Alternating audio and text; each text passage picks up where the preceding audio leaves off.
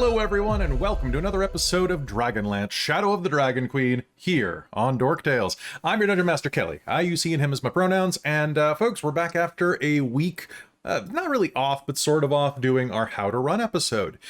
We've got a great game tonight as we head into the first part of Chapter 6, The City of Lost Names.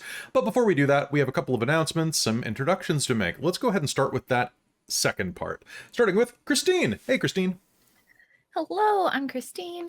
I use she, her pronouns, and tonight I get to play Kelara Vanguard, our human cleric of Mystical, who also uses she, her pronouns, and she's just the loveliest little cinnamon roll who also makes cinnamon rolls. So it's all good.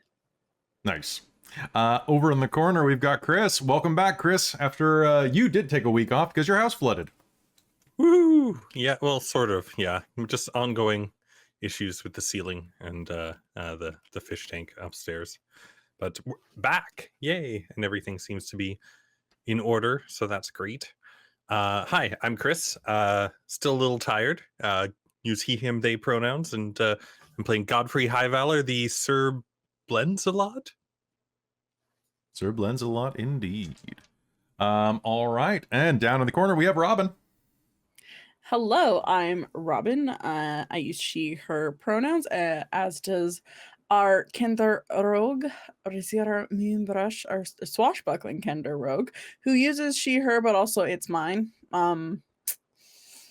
Sorry, it's what I identify as is a problem. Yeah, it's you. Hers identifies as a problem. Hi, it's me. Yeah. I'm excited. I'm also such a second gen gamer in the chat for our Twitch audience, and I am looking forward to revisiting our lovely little rogie. I am unfortunately not nice for my hit points, but I am higher, so you know that's better. But I do miss the 69. It was nice being at 69 hit points. Yeah, it happens. Over in the middle, we've got Cal. Hello, my name is Cal. Use he, him pronouns, and I'm playing Aurontiros Caledon, the Qualinesti elf bard. And yeah, look for me in the chat as NeoCal. And I'm excited to definitely have everything be okay. And last but not least, we've got Jen. Hey, I'm Jen. I use she, her pronouns, and tonight I play Hazeal Nightgranite, our dwarven lunar sorcerer, who is making more sorcerers, apparently, because I have apprentices. It's great. God, it's the worst. It's the worst. Folks, we are going to be hopping in, but first I need to thank our sponsor for the night, because for the umpteenth month in a row, Bookwyrm Games has decided to grace us with their love, attention, and patronage. So folks, do you like immersive games? You should check out Quest Chest by Bookwyrm Games. You can engage all senses by playing a fully system-agnostic module with wax-sealed letters, metal coins, candles, actual tea, as well as narrated voiceover and custom music to set the scene. You can find secrets that hide in plain sight, and you can give your players ciphers to decode, as well as some pretty interesting puzzles. The first 2 boxes are available over at bookwyrmgames.com, and their Kickstarter just finished and are accepting late backers, which, you know, you get to see all of the stretch goals that have already been unlocked. You can go find that at questchest.info, or you can go to Kickstarter and just search Quest Chest. And if enough people do it, we have it on good authority that we're going to have our own little chest quest here on Dork Tales. Also, I gotta ask you folks, all of you, I gotta ask, do you love dice? Because calling all dice dragons, did you know that Bookwyrm Games has a minimum of 168 different types of dice? That's a lot of dice, ranging from acrylic to resin, metal to liquid core, even actual gemstones. You can get some dice bags to hold your hoard, and you can get some trays to ensure that you are rolling safely. and protecting your glass tabletops. If you happen to use one of those for games, I hope you don't. They are the worst for role-playing. I was currently using one.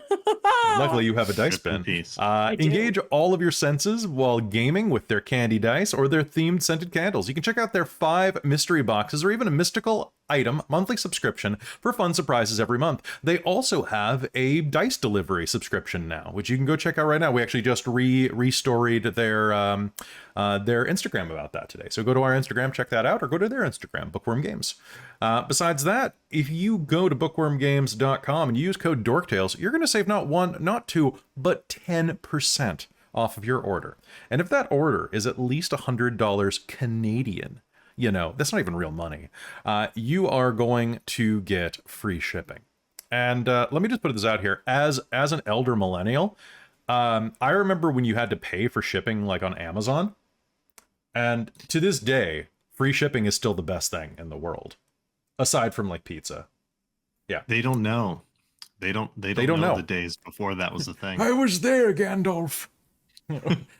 Well, technically, you sometimes might have to pay for shipping on Amazon. If you don't have a Prime account and don't spend $30 for some reason, you wouldn't spend $30. For some reason, the thing you want is only sold by like one space, and they charge like $12 to ship from the States, or worse, $60 to ship from Washington State to BC.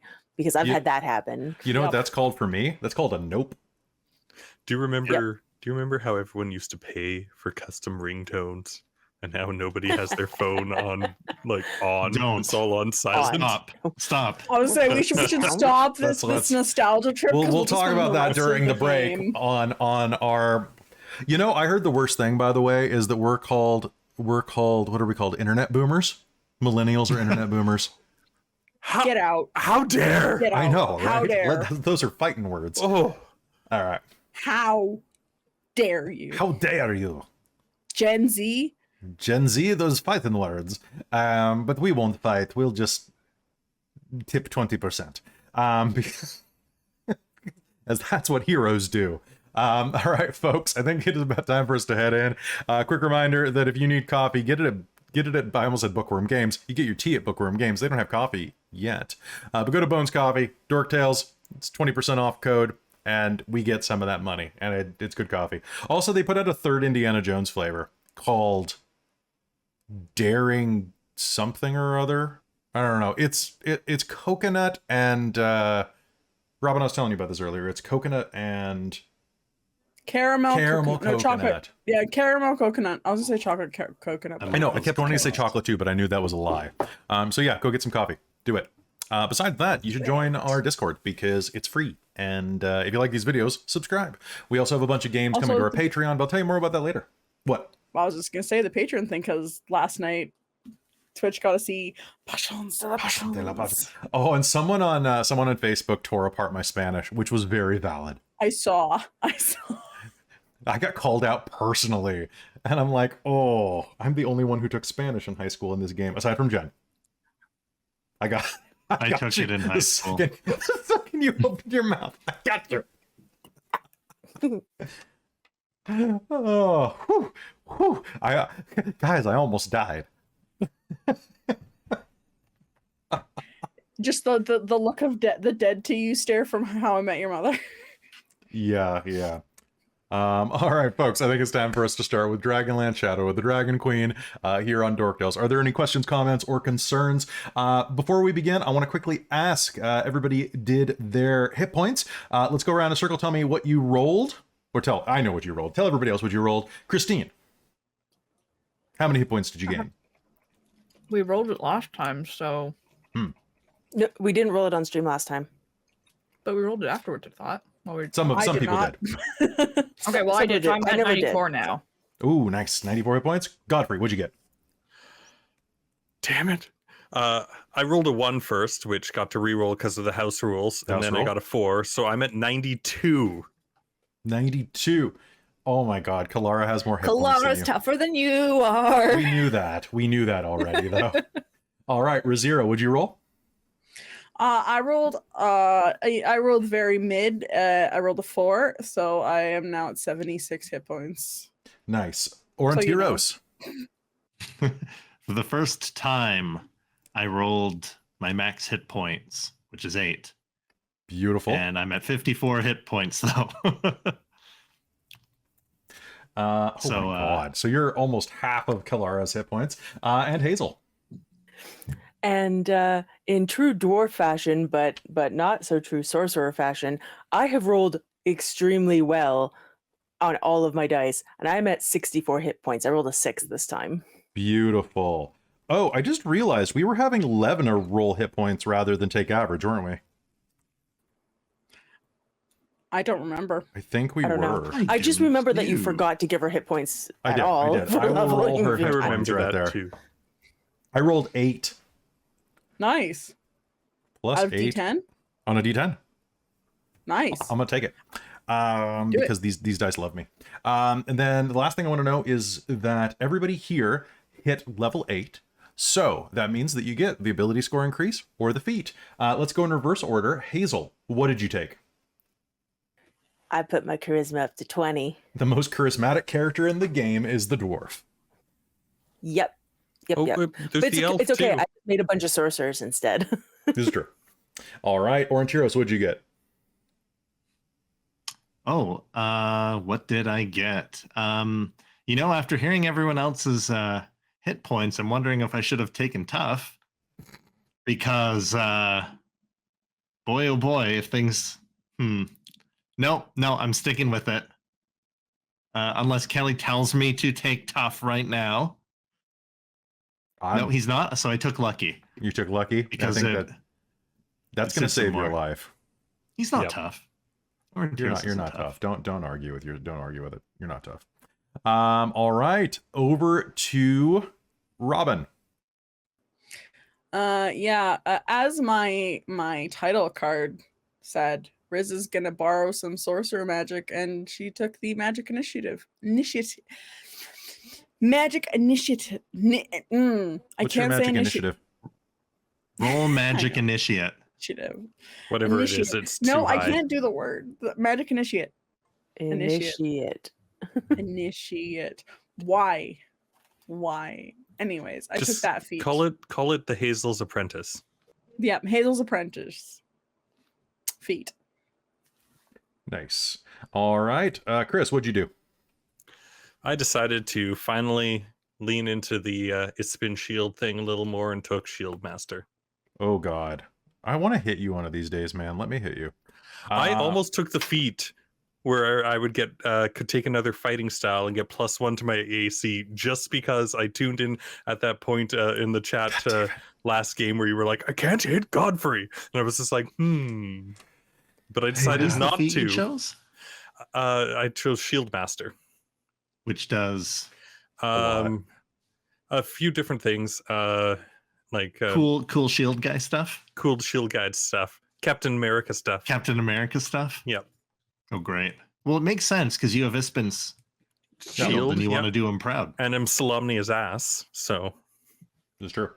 And last but certainly not least, Christine, what'd you take?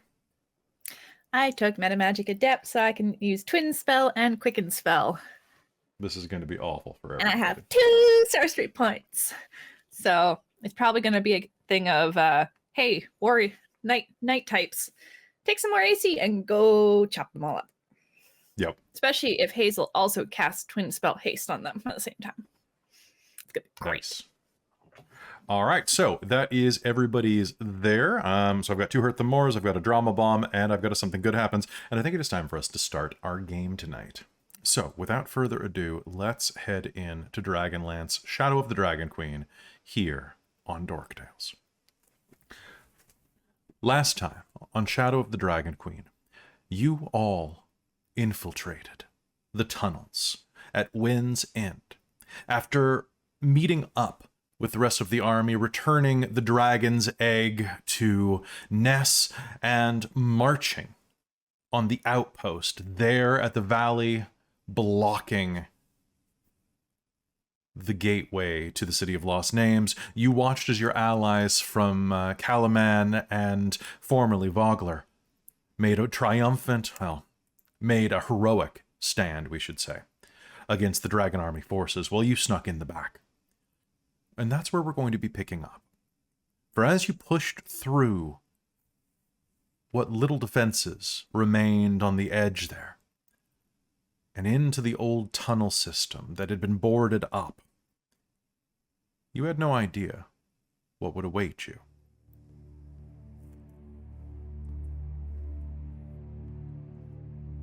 The passage from Wind's End runs through ancient stone, winding through darkness alive with skittering insects.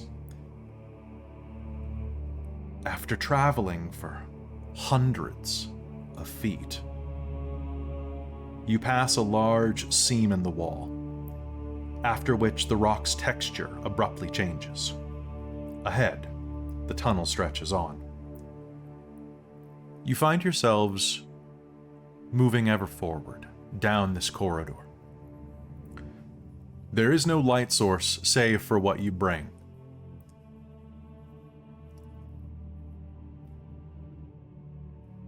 Levna carries a torch in one hand.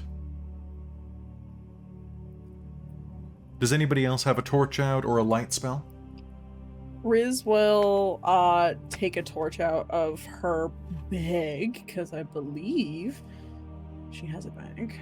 Or she has a torch. Or yeah, she has. Oh, she's a hooded lantern. Riz will take out the hooded lantern. Okay. So, looking ahead of you, you can see that the ceiling around you is a mixture of cavern and up ahead, a bit of carved stone. Unless I tell you otherwise, the tunnels that you find yourselves in are about 10 feet high. You can see that ahead of you as well, as the floor begins to even out, everything is on a slight slant. Not enough to cause you any difficulty. But as you look forward, you can feel a bit of just lean to every one of your steps. As if the cavern ahead of you was on a slight slope. What do you do? Do you continue forward? Are you saying anything or just pushing on as quickly as you can? I just want to double check how... This is immediately after last game? Yes.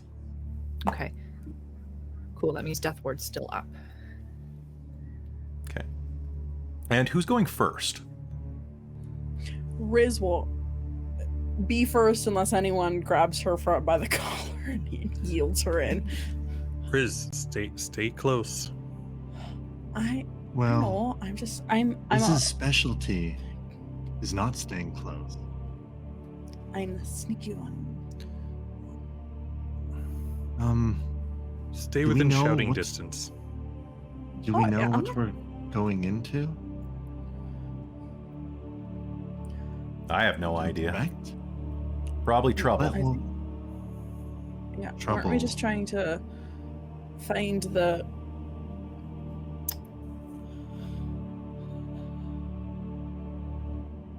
we'll be in and out and back before second breakfast. Sure. Well, you get more breakfast? All right. Let's do this Fine. quick then. And maybe if the enemy, well, like that one that lit us all ablaze, perhaps we should go in pairs or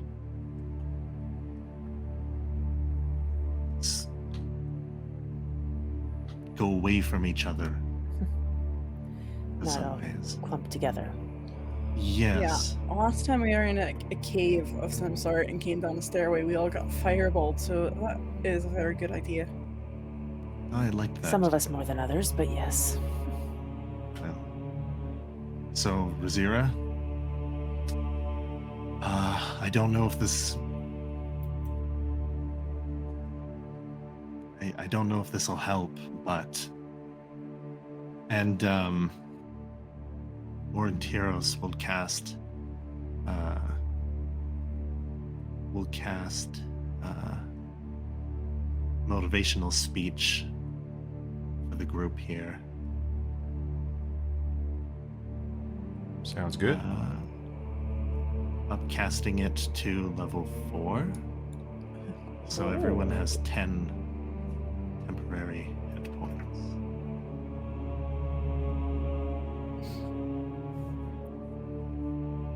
All right, so 10 additional hit points. The temporary hit points, that is.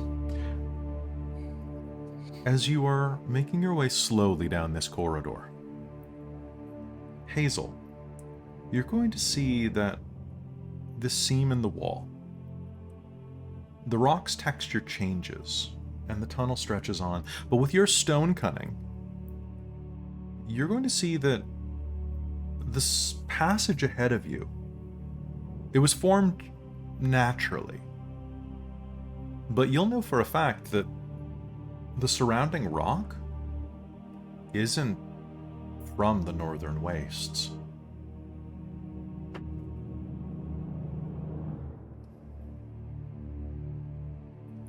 Can I tell where it's from, or should No, I? but you just know that it's incongruent with the area. It's from somewhere else.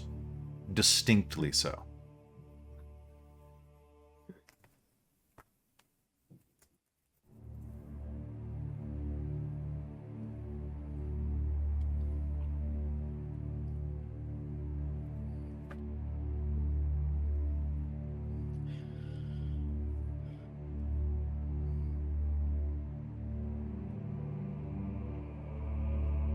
You say anything or do anything about that? No, I don't know what there would be to say or do about it, unfortunately. That's all right. As you step forward, Riz, you at the front are going to see that there is a fork in the tunnel ahead of you. To the north and to the south.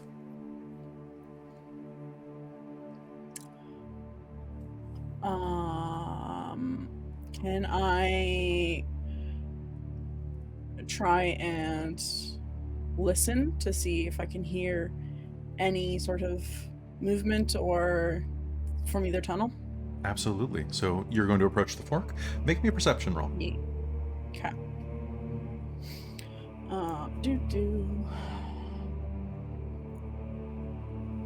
Just double checking that if I get anything for.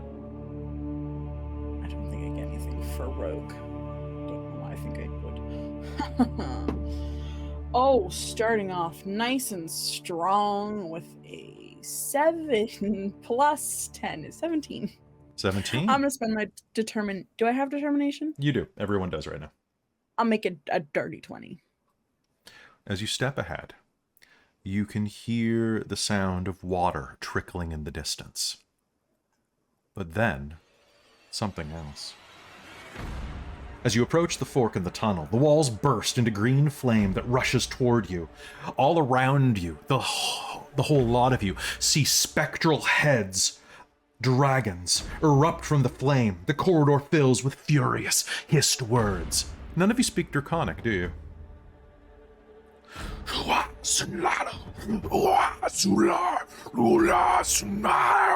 I need everyone here to do me a favor.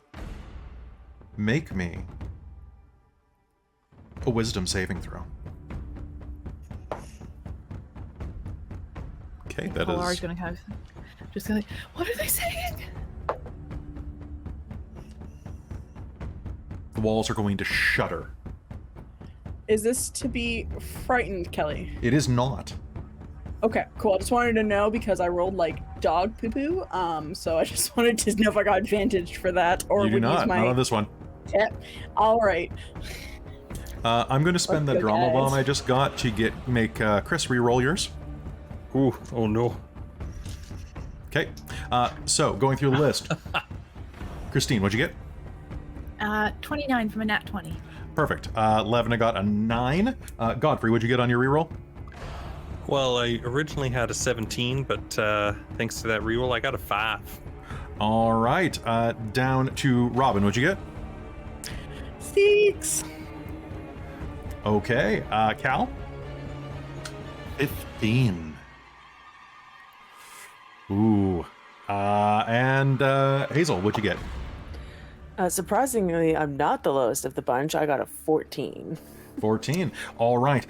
As these dragons surround you, the green flame that wreaths the walls is going to press inward, inward, inward. These dragons are going to scream in Draconic into your minds, and each of you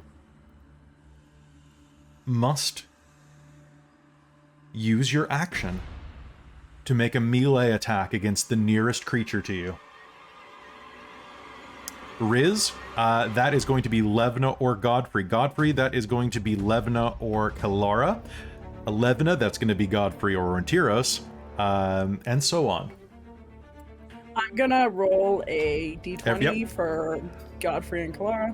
I'm Or going to do not the same. Godfrey, So Levna and Aurontiros is odd. Okay. Godfrey, what's your AC? My AC is 21, sir. That's a hit. Levna How draws her dare. blade and comes down on you.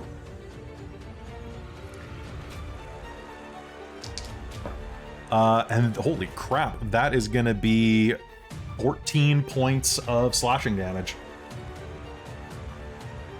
We're going to go through this. So Kelara, you are immune to this, so you do not have to do anything except for... Kelara, if you choose, I'll let you take the dodge action as you see this happen. Yes, please. Okay. With that nat 20, I think that's fair. Riz, who are you attacking? So I rolled. It is Godfrey. I accidentally. All right, go ahead. 8 plus 7 is 15. I believe that does not hit you, sir. That will not hit. But you know what? Reroll. I'm going to spend a hurt them more. Okay. Yes. Oh, what's your AC? 21. I got a 21. I got a 14 Whoa. plus 7. And I'm going to spend another drama bomb. Use your sneak attack. Oh, sir. Godfrey, who are you attacking? You know, You I'm found one way to hit Godfrey. Yeah, just use Riz. you know, I'm terrified of Kelara, so and Levna just attacked me, so I mean, Kelara was scary. That's true. All right, so go ahead and make an attack on Levna. That'll be a 23. That'll hit. Technically, you get advantage because it's the first attack you make after taking damage for the motivational speech. I'm sorry. No, well, Oh, that's true. Right. that was still the higher roll. Okay. So that'll be 14 points of 14? damage to Levna. Okay, so that's 21 for you, Godfrey. Oof. Okay. Don't forget that 21. everybody had the 8 points of temporary hit points. Aurontiros, who do you attack? 10. It was 10? Oh yeah, you're right, it was 10.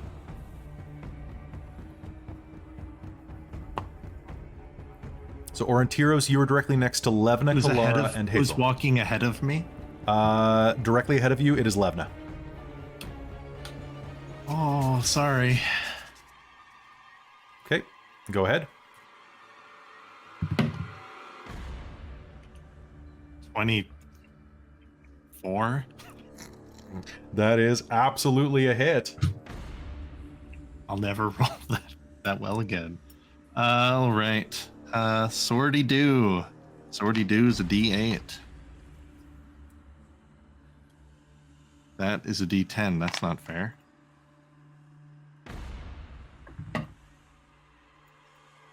Seven. 7, okay. And Hazeal, Who is around me? you are directly behind Aurontiros and Kelara. Cool. I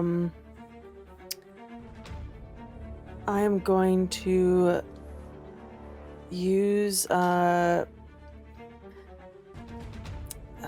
green flame blade and swing at Aurontiros and then do fire damage to Kelara. Provided I hit. Okay, let's do it. That is pretty sure Until he this is- finally found a way to take out the party. right. I mean, that's what almost Yes. happened in the tombs. Should I? Yeah, right. When we got possessed and That is a 21.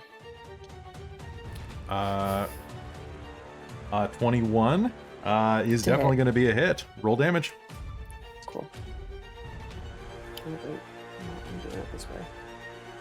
Because, of course, I would be using 2 hands. Oh, thank God. That is 5 damage to Aurontiros. Okay. And let me just double check Green Flame Blade here. And then the second creature takes fire damage equal to my spellcasting ability mod, which is 5. So Kelara takes 5 fire, and then hold on 1 second. Weapons attack normal.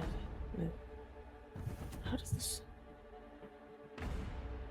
Okay, and then I do a D8 of fire damage to the target on a hit, and the fire damage to the second. Sorry, it's the at 5th level thing, which because it's a cantrip. So that's then 4 fire damage to Aurontiros and another 4 to Kelara. Okay. So does it auto hit Kelara, or do you have to roll for that? It auto hits Kelara. Okay. All right, so Green Flame, so here's what's going to happen quickly. As these scream at you, Levna is going to drop the torch on the ground, draw her greatsword, and smash it into Godfrey, who is suddenly going to have blood erupt out of his lips from a stab in the back from Riz. Godfrey is going to reverse his sword and slash it across Levna's ribs, who in turn will be stabbed in the back by Aurontiros, only to have a sudden second gout of green flame erupt behind as Hazeal smashes it into Aurontiros' back, the green flame leaping across the cavern and onto Kelara's arm. And then the screaming echoes throughout the chamber. And the dragons fade out of being.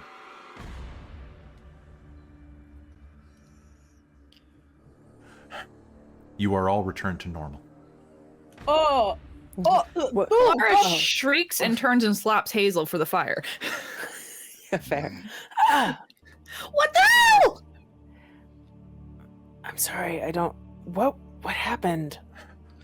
I don't know. I got the urge to the dragons and something. It was like I don't know. I was playing my rapier and sorry. Go Godfrey. Oh, that does not look good on the back. I'm sorry. Oof. We're Are just you gonna start okay? like putting our hands on Godfrey's back. Is everybody to put okay? pressure.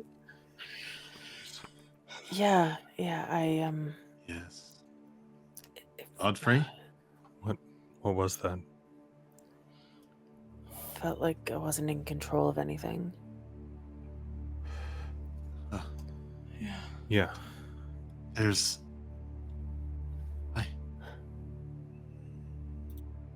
I don't... I don't see an enemy, but if this is an effect of where we are,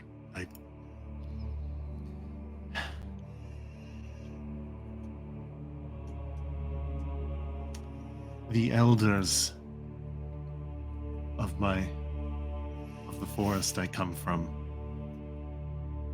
teach all of us a song to fight off any whims of the Fae or darker forces.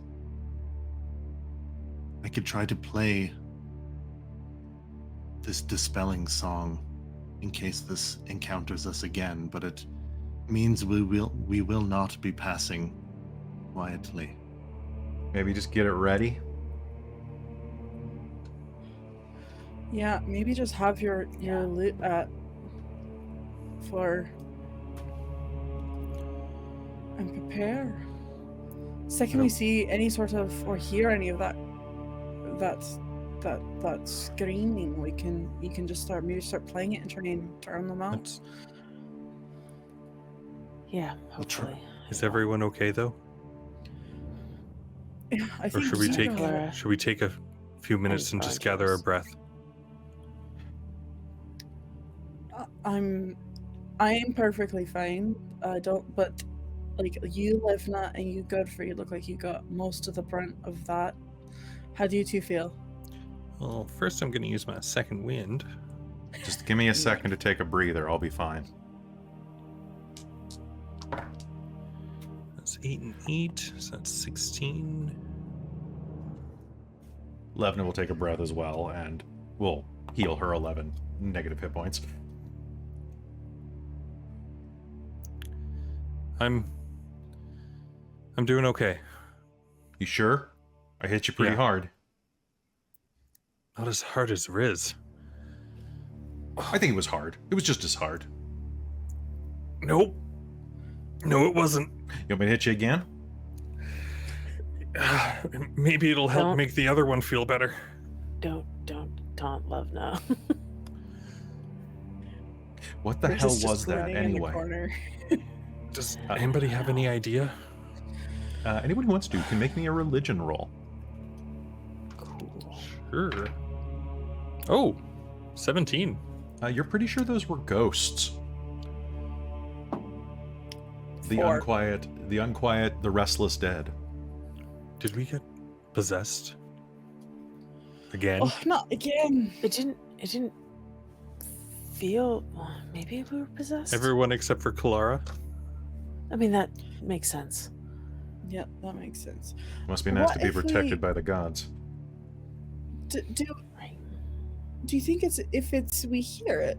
Do you think if we like stuffed, like, anyone have extra like cloth or cotton or something we could stuff in our ears and try and not hear? I don't know if that would help.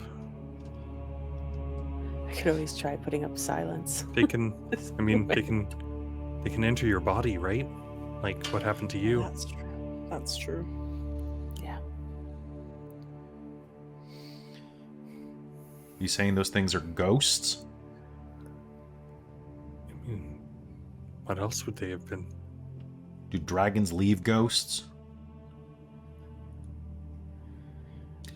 Everything has life essence. Oh, this sucks. At least everything born of Kryn. For my info, do ghosts count as undead? Yes, they do. Okay.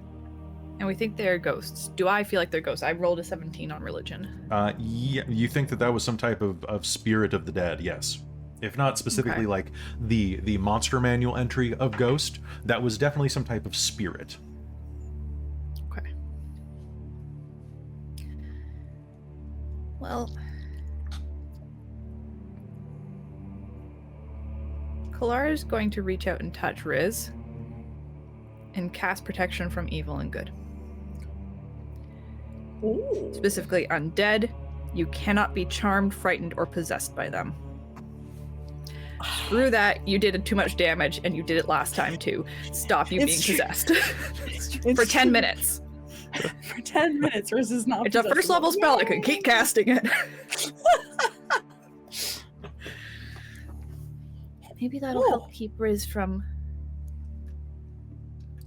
Massacring everybody. possessed again.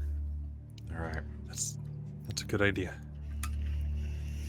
Yeah, What, let's, I can't do it to everybody, but No, better keep her especially if she's as going outward as ahead. possible.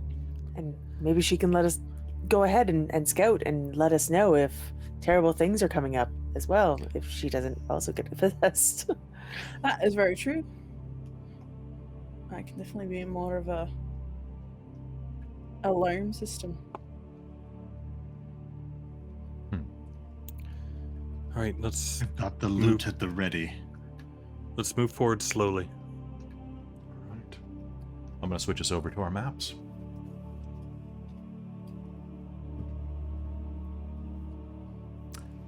Ahead of you, once more, you see that fork in the road. Before you had these dragons appear, Riz, you heard the sound of water to the south, kind of gently dripping, and a little bit of just slosh, slosh, slosh. To the north, just the sound of silence, maybe the sound of a small rodent.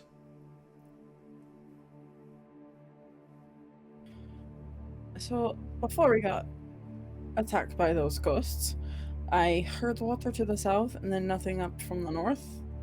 I'm thinking maybe we want to check out the south first.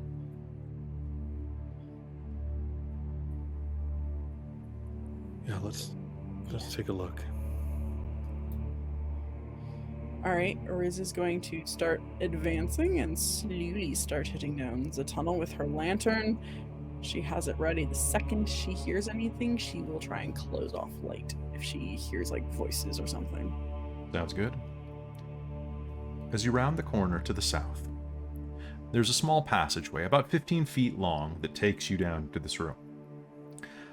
Here the chamber transitions from natural stone to walls and a floor of worked marble blocks.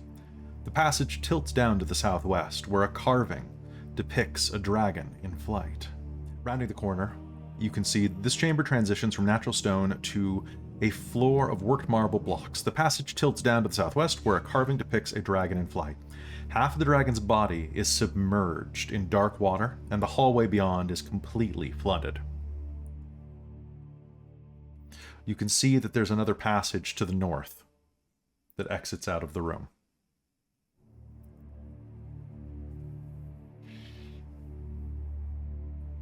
Riz will, again, very sneakily, does she notice anything in this room right now besides that? Looking through the room? No. You think that there is probably a passage. You could probably, you more than anyone else could probably squeeze through the passage to the south in the water. The passage to the north appears to just progress, probably northward to the other side of where the previous northern passage was. Okay.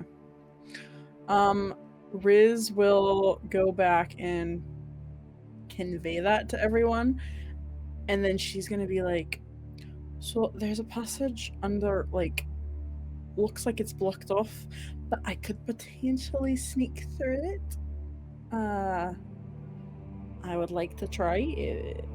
If you all think that's a bad idea, let me know, but my curiosity is getting the better of me. If you think you can, go for it. You're a Okay. strong swimmer, right? Yeah, how I may have missed, does it look like the water's very deep at all, Kelly? So the water there is, it floods most of the room. It is, basically what you're looking at is the flooded hallway is about, probably about 2.5 feet deep. So pretty big for you. However, the rubble is basically, that's fallen down is all the way to the ceiling. So the only way to get through it, you see that there's a little gap at the bottom where the stones have fallen awkwardly that you can kind of wriggle through, like a little tunnel beneath the rubble. However, that little tunnel is completely submerged in water. All right. Riz knows that she has a pretty good lung capacity, so she will try and she's gonna do a wriggle. Okay. I'm gonna go up there with Riz and just kind of stand by the other side. Or by the side. Yeah. Sure. Levna will go in and guard the northern hallway. And Riz, you can go ahead and actually have no trouble. The water is ice cold as you touch it and sends a chill up you, but you have no problem at all as you take a step forward into this water, though. What's your passive perception? 20. 20, sounds good. So the water is very cold. And as you step forward, you can feel yourself easily pass into the next room. You're small enough that there's no trouble at all making it through that hole. But as you come up on the other side,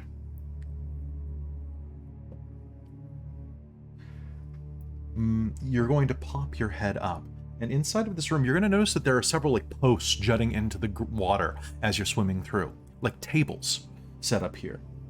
Murals of dancing people cover the walls, and a small stone stage rises to the west. The lower southwest half of the room is flooded, which is where you're coming from, with the remains of tables, chairs, and a bar protruding over the water's surface. And as you push up from this murky water, you're going to notice two things immediately. The first, strangely enough, is not the figure in front of you, but the smell.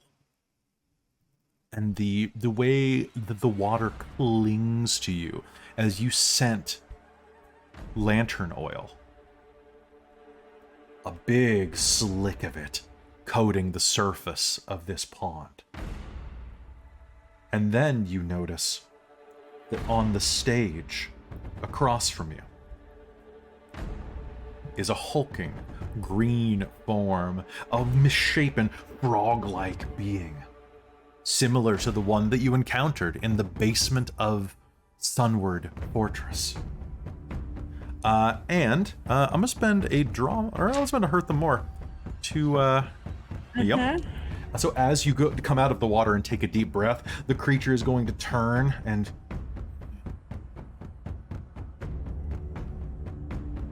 intruder. You gonna dive back under? Oh yeah. Oh, yeah. Great. Oh yeah. And can you do me a favor? Make me Initiative. Yeah, let's do an initiative roll. Real quick against this boy.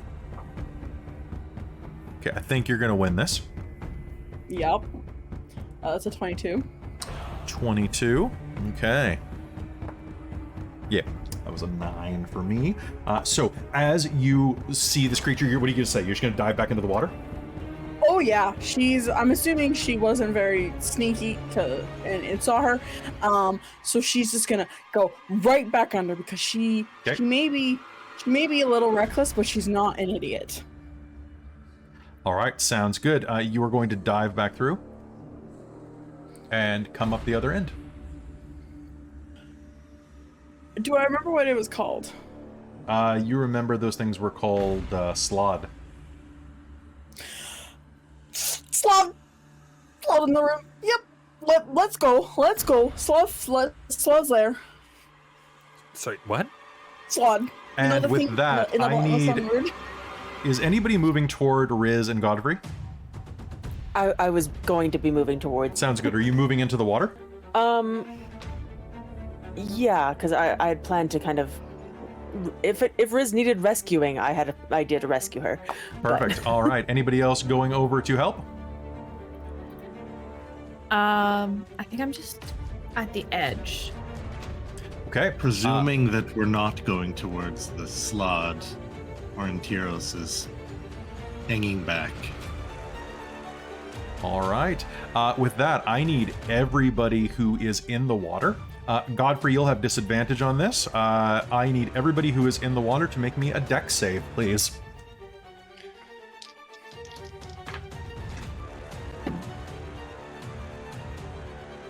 The water is actually thousands of baby slugs. That'll be a grand total of a 4. Okay. 23. 23. You are going 16. to 16. Okay. You are Godfrey. You are not going to be able to hurl yourself back. But Riz, as you dive under and say "slide," you're going to see light emanate through the bricks, or through the fallen rubble, I should say, and you're going to see like just almost like a lantern falls into the water behind you, and suddenly the water that you have pulled through by swimming is going to ignite as fire mixes with the oil in the water, and suddenly every inch of this water is a flame on the surface. Great. So if you saved, you're going to take you are going, so Godfrey, you did not save. Hazeal, you're going to be able to jump out of the water. So you are going to be okay. Riz, you are... I have evasion, so I will take no damage because I saved. We'll just say that you swim under the water. Godfrey, unfortunately, that is going to be 18 points of fire damage. All right. And with that, let's roll initiative. Riz, you can keep the initiative you had a moment ago. Everybody else, roll frack. Okay, I was just gonna ask that.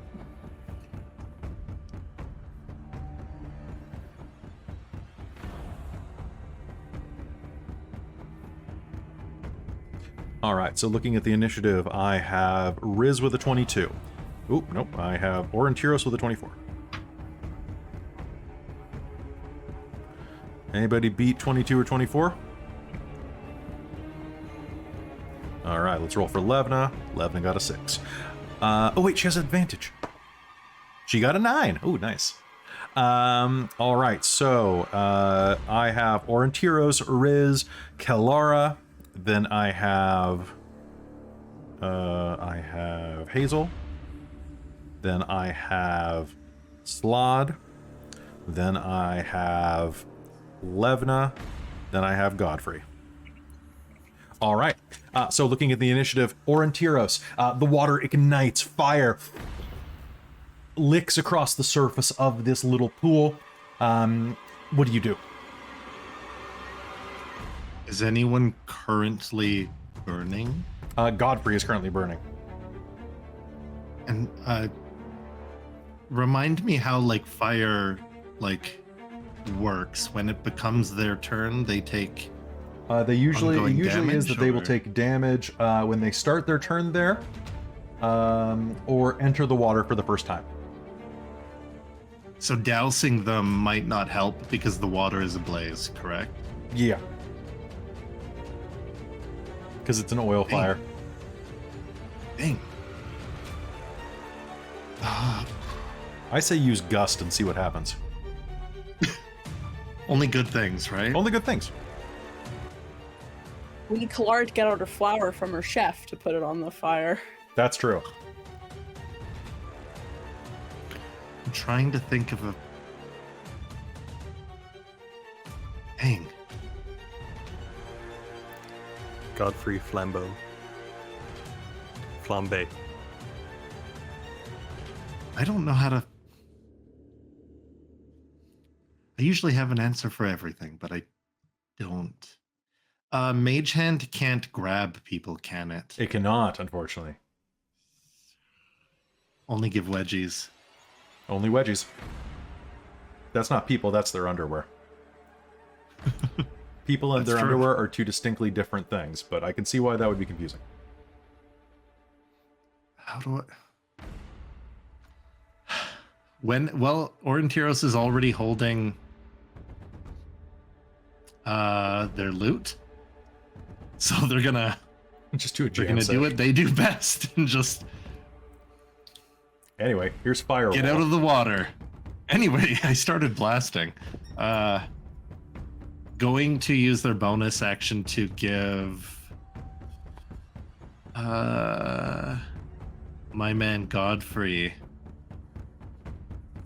Bardic Inspiration. Okay. D8, right? That's correct, yes. Awesome. Thank you. And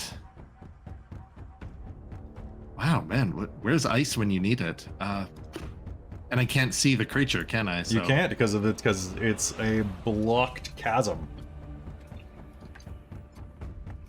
Can I? Oh, maybe I don't want to do that. I'm just gonna hold my action. Okay. To do what? Declare what you're holding it for? Right. If the If monster, then stab. rocks, if rock move, me shoot. Okay, that sounds like that's a good one. Thanks. Sorry, guys. There's a curse of high initiative. Yeah. The Riz, curse of high initiative. I don't even know what to do when I'm last. All right, so Riz, you've dove underwater reflexively to Yep. not have at least the water making contact with you, at least the flammable bits. What would you like to do on your turn? So you are starting here on the beginning of your turn. So you are going to take some fire damage when you come up. Okay. Oh my god. So I'm That's gonna be 15 points of fire damage. okay, but I haven't left the water yet. Question for combat and staying underwater and holding your breath. Can you? Because I know it's a minute per your Constitution level, or a minute per Constitution bonus. For which? Pardon me? But for holding your breath underwater. Yep. Okay. So, but does that take away when you're fighting underwater and holding your breath? No, it does not. It is included. Okay, so I think Riz knows there's fire up there. She's going to hide underwater, take the hide action, and wait to see if a leg comes stomping through, and she's going to hold her action to stab the leg. So, I'm just going to state real quick for everybody here. Yeah. The module states that for the next minute, the water continues to burn. A creature that enters the water or starts its turn there takes takes an average amount of fire damage. In this case, though, when water is covered with oil, it's only the surface that burns, right? Because it's only the surface that has access to oxygen. So, theoretically, if Riz is the only person who is small enough to hide under the water. So I'm going to allow this. Well, Okay. exactly. Before we Makes even knew sense. it was going to be lit on fire, we had Yeah. stated that Riz was small enough. Yeah. So there we go. Yeah. So All right, if you want to do that, then that's fine. If you want me to take damage, then I'll leave the thing, obviously. No, But I think if that you if you are allow going- me to do that, then if that's you are great. going to hide underwater and just hold your breath and hope for the best, then I'll allow Yeah. it. I think that's fair. All right, do you want me to make a hide check? Yeah, make me a stealth roll. Okay. And then I'm holding a rapier that's at the smart. ready to the second I see a frog leg to stab. Okay, but it has to be his frog leg specifically. It can't just be like Trizelda's No. leg. Well, it could be Trizelta. You never know if it is. Trizelta's leg. It's true. I rolled an 18 on my stealth. 18 on your stealth. Yep. So Riz will kind of swim. She's a smart Kender, so she's going to try and kind of hide around the corner, assuming that like debris will come flying forward as the thing bursts through it. So she's going to try and not be in the way of rock shrapnel as much as possible, but still kind of be like behind it, so she gets that stab. Okay. And that's her turn. All right, that works for me. Going down the initiative, we have Kelara.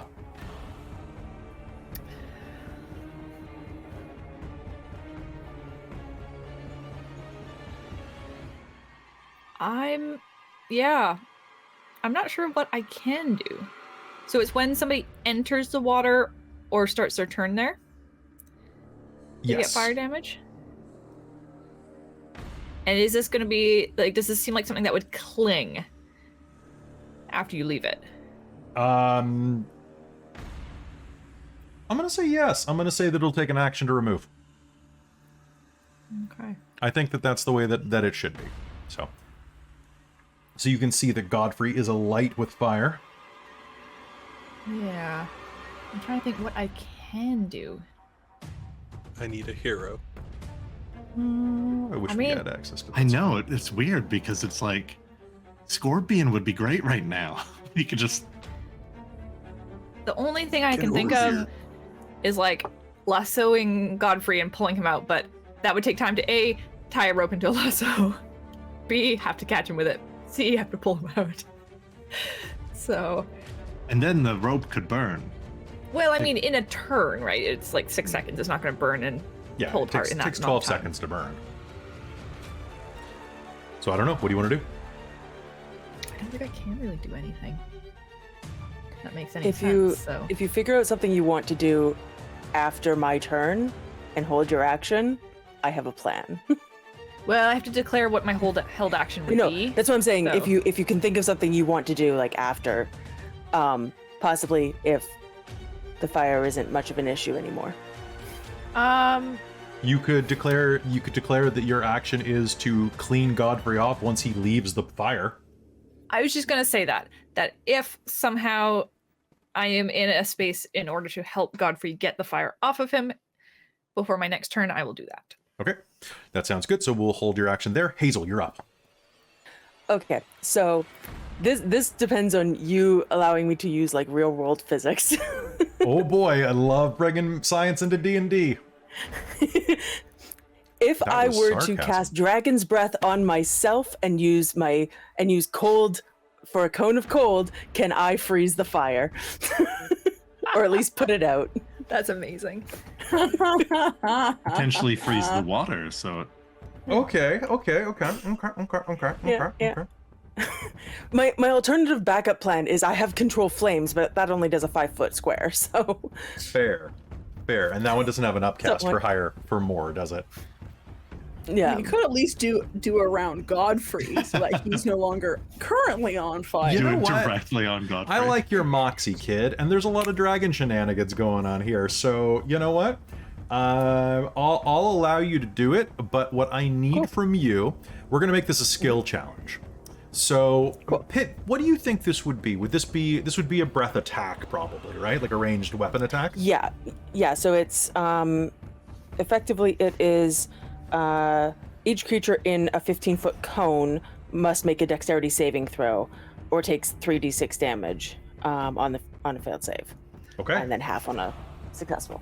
Okay, so here's the deal. I want you to make me an attack roll versus the water, Okay. using your spell attack bonus. And if you're using this to do this, Godfrey, you're going to need to make me a save. Cool. Truth All be right, told, what kind? Hazeal, you're going to need to make me a dex save versus Hazeal, because she's doing less damage than the fire. 17? 17 saves. 17 saves. Okay, so he takes half, or he takes none on that spell. He takes half. I will use Well. my Shield Master feat and use my reaction to, since I passed on a saving throw, and take none. A Okay. dex save and take no damage on a success. As I interpose the shield between me and Hazeal. What the hell, Hazeal? Okay, And you're and like, Riz, on fire. make me a save with advantage because you're underwater. Oh, see, I thought you were going to say disadvantage because I can't see. Make me a save with disadvantage because you can't see. Yeah. Yeah, thank you for asking the class for homework. You're welcome. I just figured it made sense because I can't see That's fair. what's going on above me. Because I figured it's not the cleanest water in the world since it has fire and, oil. I like what's going on here. Let's do it. So Dex, you say? Yeah. Oh, that's gonna be a 14. Now they're underneath the surface of the Determination. water, Which is going to freeze them. Yes. but the top layer Chili freezes tender. first, and they're Not with underneath. Dragon Ice. Dragon Ice works from the bottom up. Don't you It's know very that, Cal? cold. Didn't you go to Dragon College? Okay. So I'm It setting sinks. determination to make it a 17. I went You passed. I went to Fizban University, also known as FU. Yeah. Yeah. Dragon I take- Ice freezes from the feet up so that, the person can talk until the last moment. Yeah. Yeah. And Uh, I have so- evasion, so Like I dragons. don't take any damage from this either. Is this Alright. the first time Jen has put out a fire on camera? Yes. But It not the is- first No, time it's that not. I'd used control flames once, I'm not gonna Oh, say. yeah, that's true. Just check. early on. All right. What did you get on your attack roll versus the water 19. fighters? 19. Oh yeah, that's plenty enough. There is going to be a horrid crystallizing as the water begins to freeze over. Godfrey, you're going to bank it off with your shield. You're still a little bit on fire. You'll need to be cleaned off. But the water is going to freeze all the way up against the ruined stonework that has fallen down, and you're going to see a sheen of ice kind of form over it. It's very brittle and probably won't hold for that long, but it's holding at the moment. Hazeal, what else would you like to do? That is actually, I'm just gonna move back from the water, just cause. It's probably a good idea. Yeah. All right. So moving back from the water, you hear nothing on the other side of this ice. Levna is going to look at the water that's frozen over and Put out the fire, idiot! Get over here! And that's her action, is to encourage you to come over. And then she's going to turn and still guard the northern tunnel with a held action to hack the first thing that comes through with her greatsword. Godfrey, it's your turn. What would you like to do? So Riz doesn't have a way out now, right? That is very fair. The surface of the water is freezing up in chunks. Riz, you are kind of chilledly kind of underneath looking at this like sheen of ice above your face. I'm going to start trying to break the ice around where I last saw Riz. Okay, make me a strength check. All right. Don't break the ice too close to where you. Man, I hate icebreakers. They're the worst. So, sorry, a strength check? Yep. I will say, as a former teacher, like, I relied on those things for the first 2 classes constantly, though, because I was lazy. All right, so I'm going to use the inspiration die from Aurontiros, and that'll be a 18. Okay. Riz, what are you using to do this, Godfrey? Your foot, your sword? Your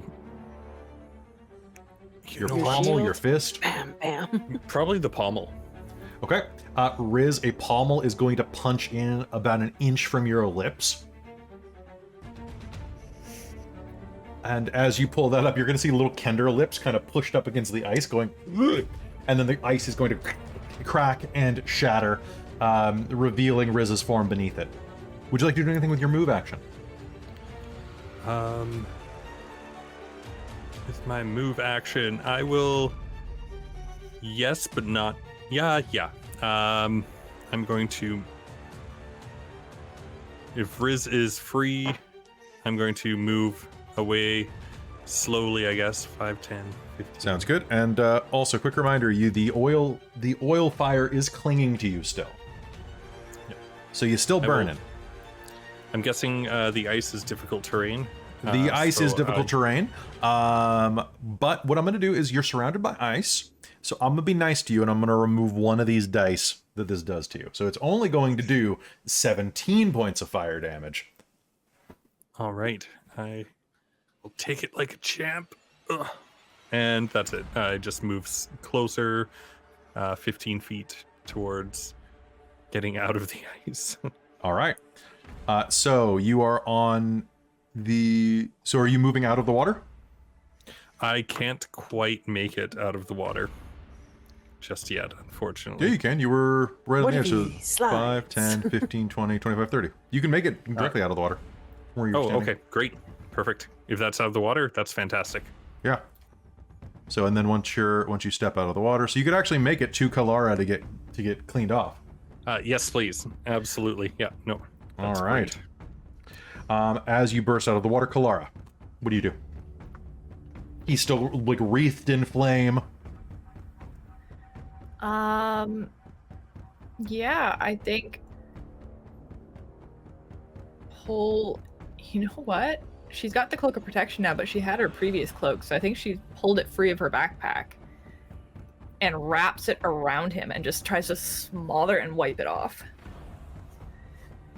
All right, so you're going to be able to beat the flames off of him, and that is the end of the turn. Aurontiros, what do you do? Whew. Rizira is out. Correct? She's still underwater, but there is a hole in the water.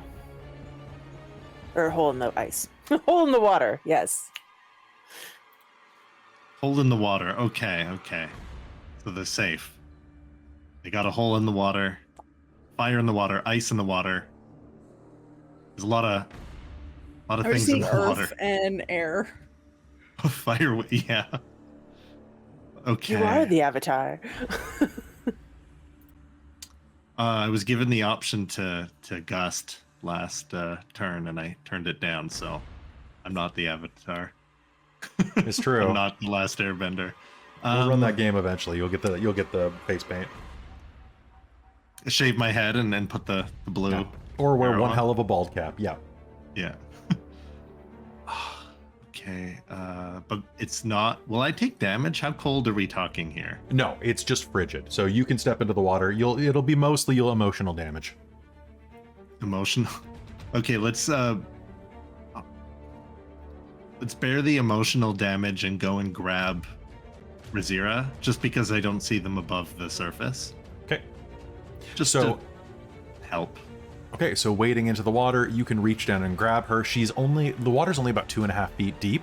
So as you run forward and grab her, it's only going up to like your knees, maybe your lower thighs. So you're definitely not getting the worst of this. We'll just put it that way. However, it is going to be very cold. The water is going to splash at the back of your knees, and you're just going to go, And pull them out of the oily, fiery, icy water. If my movement permits. All right, so you are going to be able to pull Riz to the edge of the water. And Riz, your turn. Now, did I get on fire or Nope, you were because I under the died? water. Sweet. Riz is gonna look at Aurontiros and be like, "Oh, thank you for that. Do you think it's coming through?" And she will swap out her rapier and grab out her hoopak and grab like a stone from the ground and put it in there, and she's gonna start preparing to fire if anything's coming through that. How are Doesn't you sound like okay? anything's coming through. What? You don't look hurt. No, I dodged it. I went under the water. You know how oil and water work? You dodged the... I'm good. I'm slippery. I can see that. Yeah, that is her turn, unless like you'll allow Alright. like a perception roll to hear it. I go ahead. That is a dirty 20. Dirty 20. You do not hear the sound of anything approaching through the water. You don't hear the sound of any of the stones being shifted around the cave-in. The collapse is actually frosted over right now from Hazeal's breath. But you can see it beginning to rapidly defrost, turning into rivulets of fresh ice that begins to drip down the side of the stones.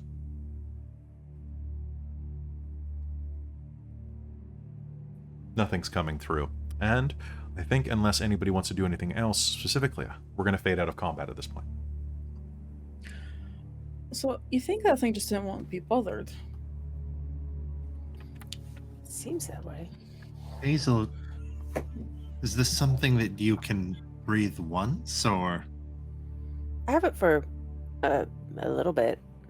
Hazel's lips are like covered in like a thin line of frost, like she's wearing goth makeup. Like, it's pretty nice.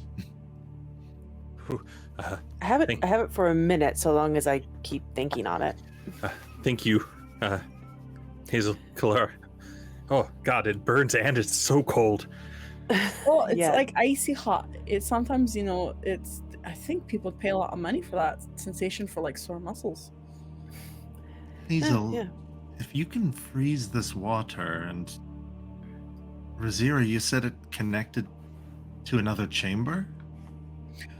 Well, yeah, it was like it almost looked like a pub, a restaurant kind of thing. There was like a stage, which is where the green slud was. And it was flooded. It was flooded with that greasy, oily water. So I'm guessing that he will just keep like firing fire at the water. Well, that's less fire he has to use on us. Do you think you could freeze the other chamber if you focused on the water enough? I mean, maybe, but I haven't tried anything that big before.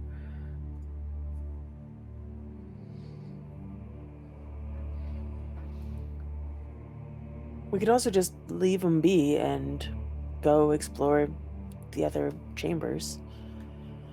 Yeah, as long as he doesn't like come after us. I think if he comes after us, we'll be able to hear it. There's no way that I want to fit through that little hole, and I don't think Godfrey can. No. could potentially take down the pile of rubble, but I don't think we want that open. Do we want to fight him? If we want to fight him, I can try. Aren't those things Do we need to infectious? fight it? Why don't we see if we can Infectious. get around that room? Yeah, we bypassed a couple of other corridors, so let's just Yeah, give. look, isn't there one right up above us? Mhm. Yeah. Yeah, I think I saw it might loop around with that other corridor, so it might be good to go up that way. Yeah, it looks like some type of building used to be in there. I want to. Huh. Let's stay on the move. Yeah. But we'll keep an eye on our tail. Just somebody listen for it, because you're right. It's those things were big. I think we'll be able to hear it coming. We knew. Thank you, Kelara. That really helped a lot. And make sure you get your cloak back, and we'll head up to Well, wherever you can Riz take is. that wood if you're cold. It's not wet, at least. Not very wet. Oh, thank you. Yeah, no, and he'll keep it on him. Riz, as you head north here, you're going to notice that mismatched bones lie scattered around this large chamber.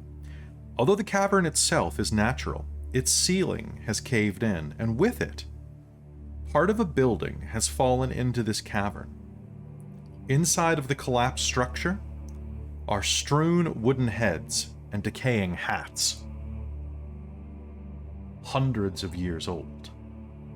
And as you look in there, and anyone else who enters this area, who's following Riz immediately? Is anybody else entering this chamber immediately? I think I'm entering immediately because I still have Dragon's Breath active for probably about another 10 seconds. So. Sounds good. What's your passive perception? Oh, 11. It's 11? awful. Sounds good. So you're going to see that it looks like this was some type of haberdashery. Is anyone else entering the room? Well, Okay. But I remember what the others said about not. Actually, no, because don't want to get all jumbled up. Okay. So Aurontiros will actually be in the back listening to the other room. Okay. So Levna will take a step in as well so that Godfrey can catch his breath for a second. As you all enter, Kelara and Riz, you are going to notice that beneath the building, kind of amongst its ruins, almost like the building collapsed on it, is this old 10-foot tall statue buried in the rubble. Oh, that's that. What's what? There's a statue there underneath the building. Here, look. No, Hazeal. Riz will point Hazel's head towards the statue. Oh. Riz will start going towards it to see if she can unbury it a little bit. Sounds good. As you approach it, you're going to notice something right away. Some of these hats, they're straw hats, and a couple of them have miraculously survived in this. One of them's like a big, like, domed straw hat, like the type a farmer would wear. Riz is gonna pick up a hat. And as you pick it up and kind of like look down at the statue, you're going to notice that the statue has a very humanoid face carved into it, very square-jawed, very square-headed, very bold expression. It's so lifelike. The way that it looks like it's blinking at you with those glowing red eyes. The statue suddenly lurches to its feet, pushing itself through the broken building, and looks directly at you. And I need an initiative roll from everybody. Ah! as the golem rises to its feet. Oh, fuck. No. All right. Riz is going to do some fun stuff. All right, let's That's reroll. 2 2s for initiative so far. There we go. That is all right. So, checking the initiative chart real quick. We only a 28, Robin. Okay, so Riz with a 28. Then Aurontiros. Oh, wait, just kidding. It's a 30. Oh, god damn it. Okay, Levna with a 10. Okay, so correct me if I'm wrong, but I have Rizira, Aurontiros. Then I have the Golem. Then I have Kelara. Then I have, god damn, Chris with the 2. I have Aurontiros. Is this the exact same initiative we just had with just Aurontiros and Riz swapped? I think it is. Then we have Hazeal. Then we have Levna. Then we have Godfrey. It's not. Okay. Moving down the initiative, this creature rears up to its feet, and Riz, what do? This thing looms over you. I think Riz is going to she's going to a bonus action go. What's it? I want a good rock pun, but I can't make it. The idea is not very concrete. So bonus action taunt. I need you to make a wisdom save, please. A wisdom save? What type of Yes, effect please. is this? This is my taunting bonus action. Do I have So to it is understand your language?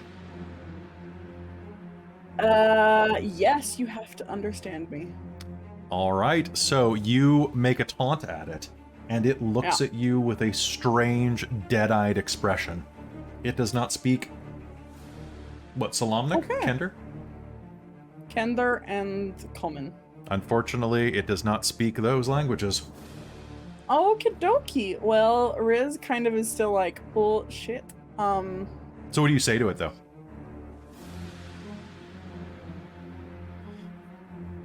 I was trying to think of what I was trying to taunt it with, but I couldn't quite. The idea is not very concrete because. Oh, you're so stupid. You look like you're stoned. Oh, hey, you look like you got a head full of rocks. Oh, hey, your mother was a particularly ugly mountain. I like that. Oh, your mother. She looks like she was a particularly loose mountain. Oh, if your mother was a valley. Ha! Yes. So bonus action taunt, it doesn't work, but Riz is still going to she will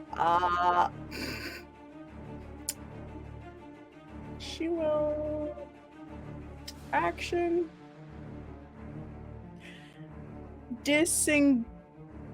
No, she wouldn't disengage. That's Robin. I'm going to try and slide through its legs to run away and hide.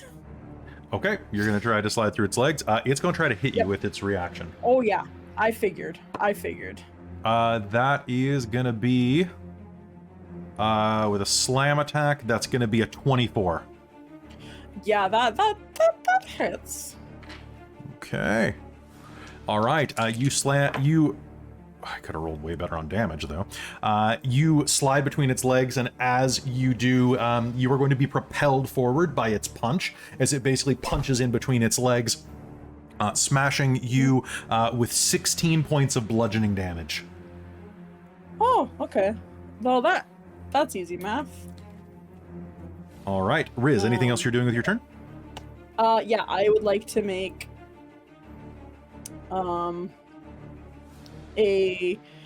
she's gonna try and finish her move and sneak around the back of the building and grab a hat and try to hide. Okay. Go ahead and make me a hide check. Perfect. Thank you. I rolled a 19, so that's a 29 to hide. You are probably hidden. You are probably definitely hidden. All right, Aurontiros, it is your grabs turn. like a huge hat and she's like places the hat in front of her. Yep, basically, right. So All Aurontiros, right. from the other room, Peeking. you can hear the sound of something collide with the floor. Going to peek around the corner and noticing that all my friends are between myself and a hard place. Mm-hmm. Going Thank to, you. in surprise, panic cast Shatter Oh, on our friend. okay. Let's see, but I cannot see Rizira. Okay, so Shatter does disadvantage against anything that is made of a material, right? Constitution saving throw disadvantage if it's inorganic, like stone, metal, Okay. crystal. All right, so that is going to be... Ooh, it's a Constitution save? That is going to be an unnatural 20. So it's going to take half damage from half of 19. So that's going to round down, so that's going to be a total of 9. And Or half is going to be 9. Okay, so how far away is this golem fella? from you, I'd say about 25 feet. All right. That's an action. I cannot see Rizira, presuming. No one can see Rizira. And So gone so forever. you would move 5 feet just over to be able to see the creature through Godfrey, and then you're 25 feet away from where it is. and going to over the heads of my allies, going to whirl his singing blade over to That put sounds good. itself between them and I did say Rockman. that the tunnels were 10 feet tall, which is enough room to do that. oh well, I got a 1. Nat 1 on that. Okay. I am going to roll for how funny this is. Please 20 is incredibly funny. That is a nat 20 on how funny this is. after my nat 1. You're nat 1. So you are going to throw your blade, and as it's going to sail across and is going to ping off of the wall, bounce, and as the golem rises back up, it's going to fly into his hand like an action figure. Well, at least Like he it's just not my summoned ass. Thor's hammer. Yeah, like it's going to click in like a He-Man sword. Just click. Oh my goodness, that is great. The click just made that. At least it's not my ass this time. All right. Anything else you're doing with your turn, Aurontiros? That's all she wrote. Okay. It is the golem's turn. The golem is going to look around for Riz, can't find Riz, so is instead going to take a 5-foot step forward and is going to give Hazeal your sword back. Nicely. 28. Not nicely. Not so fast, criminal scum. Silvery That's barbs. my Cancel that sword you again. got there. Silvery barbs will wrap around its horrible I rolled sword. the exact same thing. No! Well, Yeah, well. Cal, why didn't you use Lucky? oh can still roll yes, I lucky. have lucky. It's That would have been a great time It to would have use been a it. great What time did to use it have? Lucky. Well, technically, I think you can't use lucky if you know the results. But You like, can you can use it on. You can roll. I see can what roll the a nat result 1 is. and then use lucky, right? Oh, You use it to get rid of nat ones. Yeah. Yeah. Well, my memory isn't always the best. That's okay. Hazeal, do me a favor. You are going to take 14, 21, 28 points of slashing damage. Cool. As It does more with the sword than it would if it just pummeled. yeah, I raised it by a die type, Gee. and it. Well, I guess it's magical damage to begin with.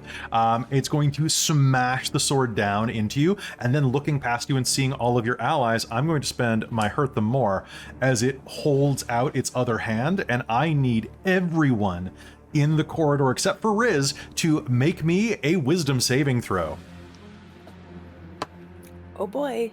Ooh, Levna failed.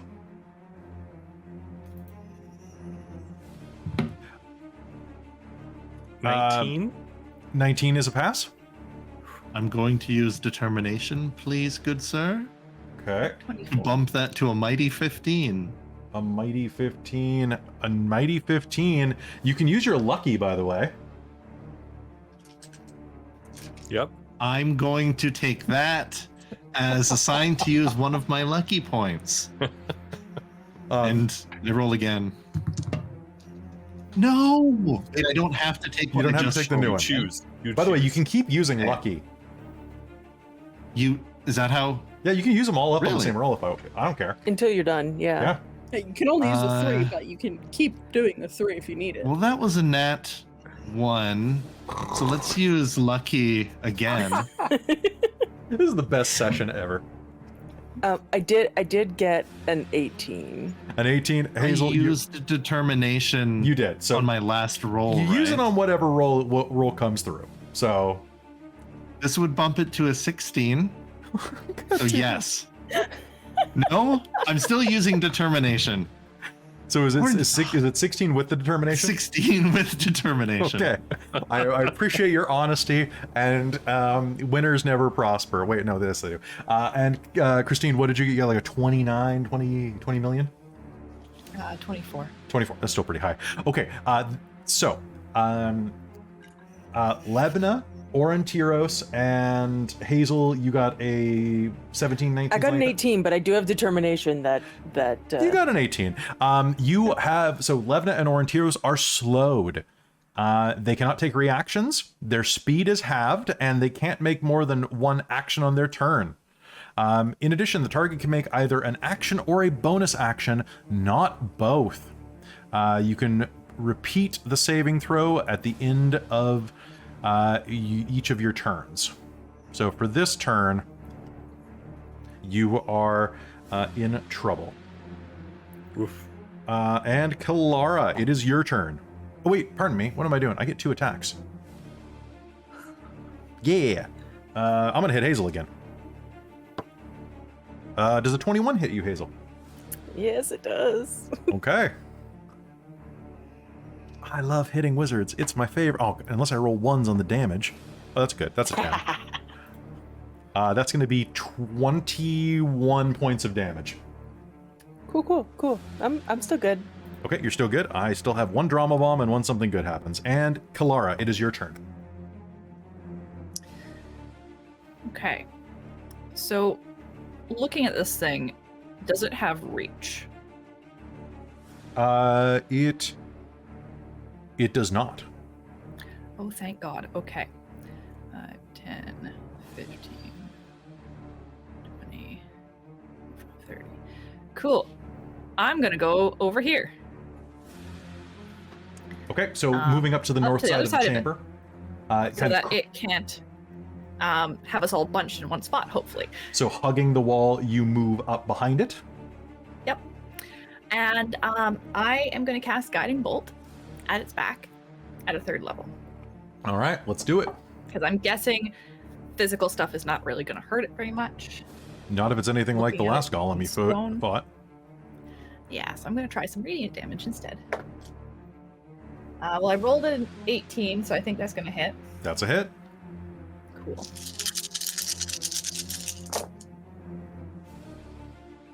Ooh, very nice, very nice.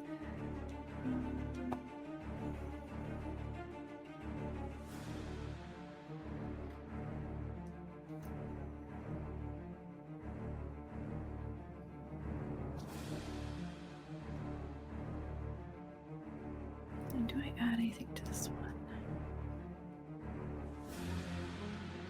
No. Okay. That is 30 points of radiant damage. 30 And the points of next radiant attack damage. It has advantage. All right. 30 points of radiant damage are going to slam into its back, and it is going to like jerk forward and turn and look at you with that Terminator eye, and you just get. All right. Kelara, do you have anything else you're going to do besides that?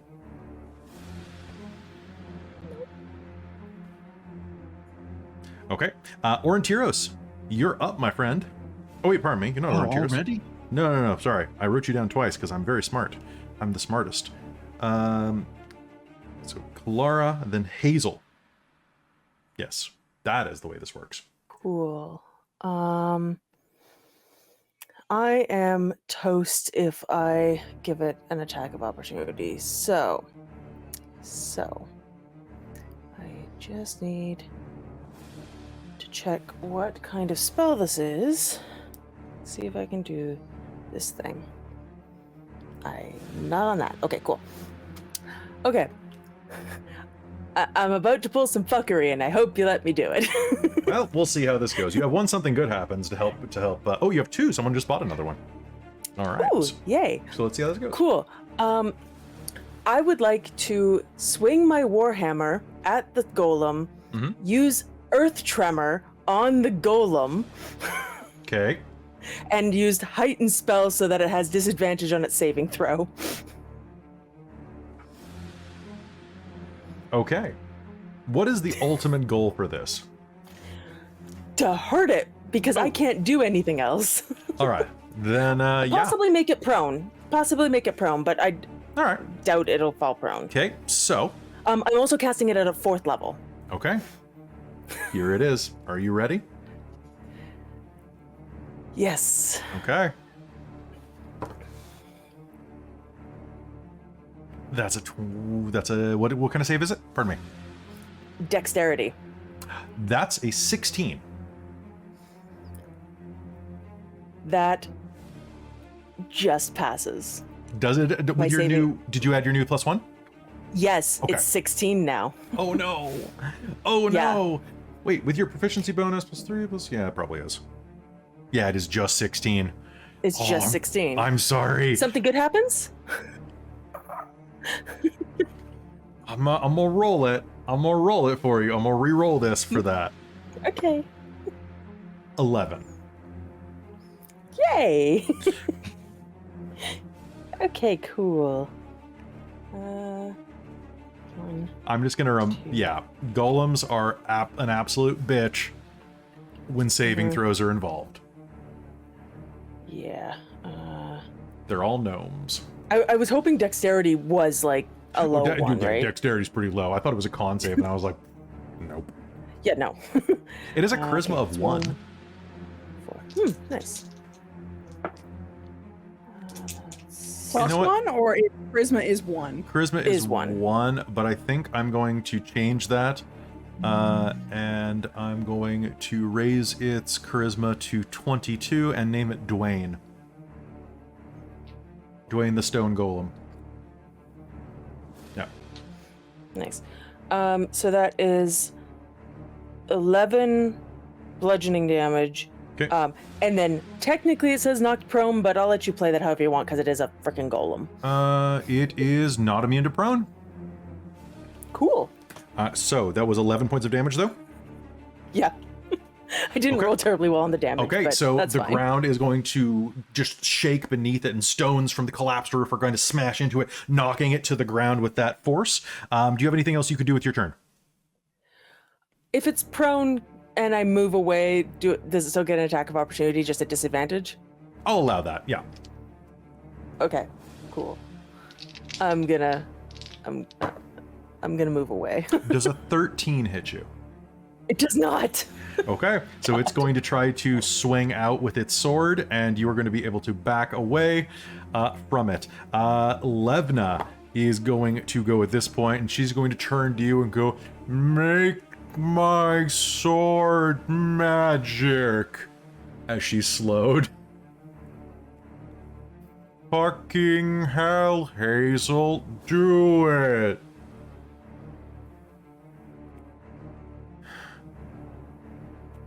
And she's gonna like kind of, and then she's Yeah, gonna. I mean, I had a bonus action left, but I didn't have any sorcery points, so I'd have to actually use 2 bonus actions, so I Fair. can't.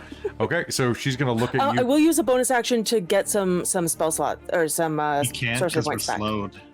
No, I'm not. she's She not. is. Yeah, Levna I'm slowed. just I'm not never slowed. mind. It's you and Levna I who can are use a slowed. bonus action, so I'm gonna Okay. scrap one of my because I forgot I could do that. Sounds good. For sorcery points.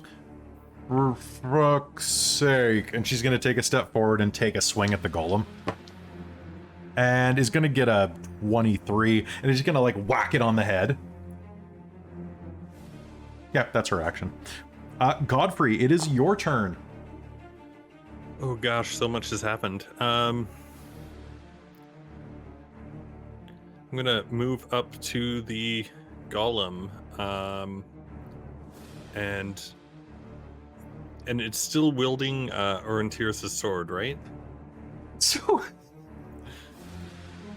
as you run up to it, it is like covered in stone. It's like, it's not buried, but it is a big stone statue. So it's like half submerged in stone that's fallen. And you can see Aurontiros, the hilt of Aurontiros' sword sticking out of its stone hand.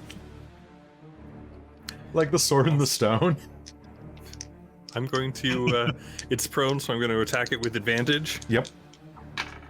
That would be a 24 to hit. That is a hit. And your Awesome. sword is magical, correct? It is, yes sir. I'm going to use Disarming Strike, so I get to do an extra d8 damage, and it needs to make a DC 7 or 16 strength save, please. Nat 20. Nat 20, okay, no problem. That's still... This is its sword now. 19 points of magic damage. 19 from the points of first magic attack. damage. Okay. Second attack. 24. I'm going to use Disarming Strike. Okay, that's a 10. All right, it drops the sword. So you'll hear ting ding ding ding ding as the sword flies in a random direction, Sweet. which is going to be like right in front of you. And so it no longer has the sword. That's fine. I'm okay with that. That's going to be another 19 points of damage too. Ooh, thanks for making the math easy on that. And then bonus action. Bonus action. You know what? That's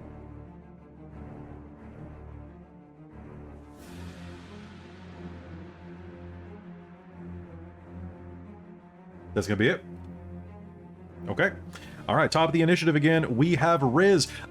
Riz, what would you like to do? Yeah. I think Riz is going to be like, oh, fuck, this sword is not going to work about getting that golem. I need a magic sword. But instead I have this magic wand. And she's going to pop up from...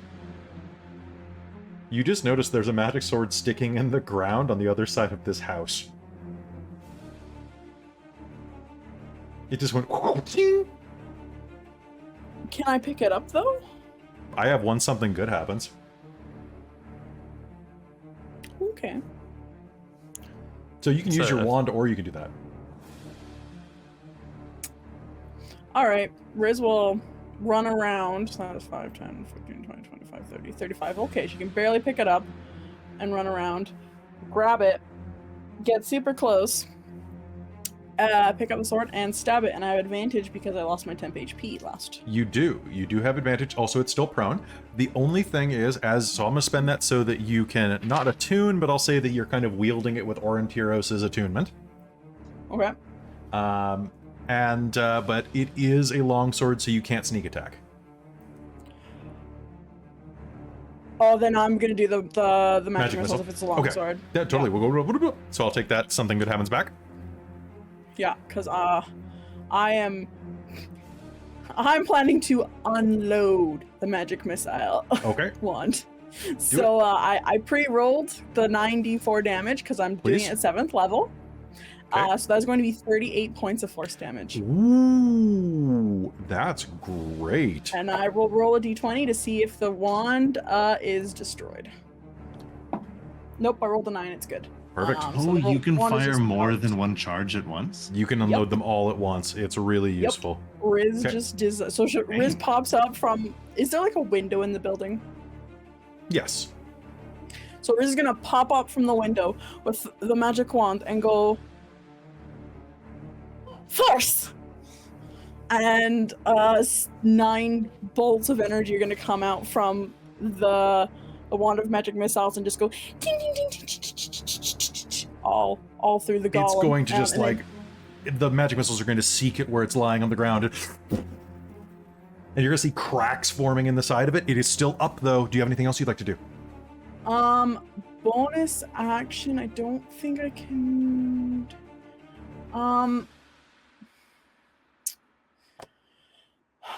I can't. The help, specifically the help action, is a full action. It's a full right? action unless you have Kalara's feat or Yeah, her feature. Okay, cool. And it can't hear me to taunt. And I just fired from that position. I think Riz will then, I guess, start to run around the building to still stay kind of behind it. I'm guessing I can't make a. It probably will know where Riz is to make another hide check, or. Okay. Sounds good. Make me. You can do a hide check with your bonus action. Yeah. So go ahead. Okay. Cool. Because you can have your cunning action. Yes. 28. Yeah, that's probably pretty good. Aurontiros, you're back up again. What do you do?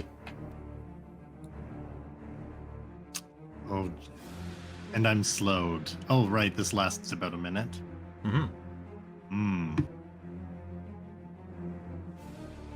Oh, actually, 1 second. Levna could have tried another save at the end of her turn. She failed. Okay, good. Oh, at the end of the turn? At the end of your turn, you'll make another saving throw. All right, let's...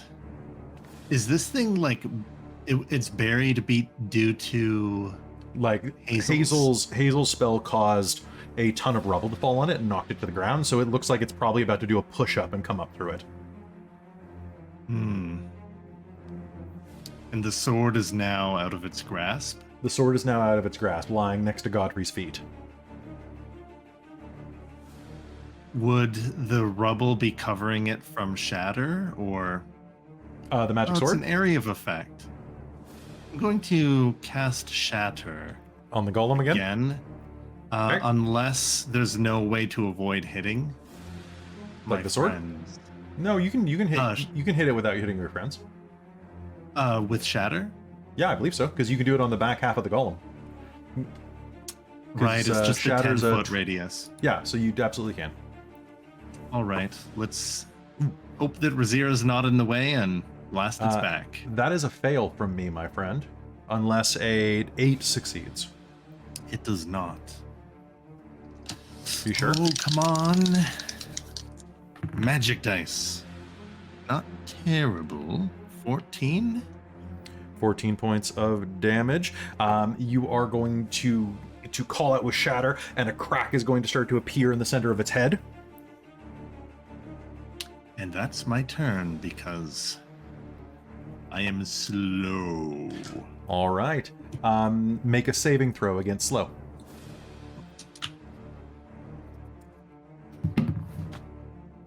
Ooh, 22. 22?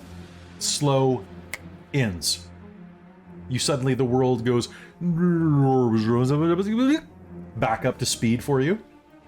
And it is the golem's turn. The golem is going to push itself out of the rubble and look at Levna and Godfrey, and is going to take a hit on Levna.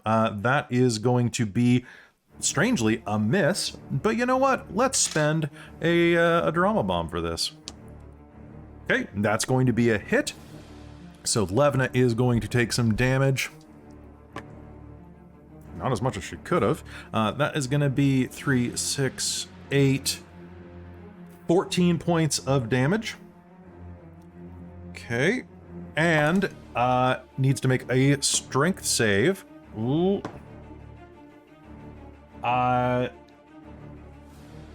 The stone golem is going to stand up and slam into Levna, trying to push her out of the way.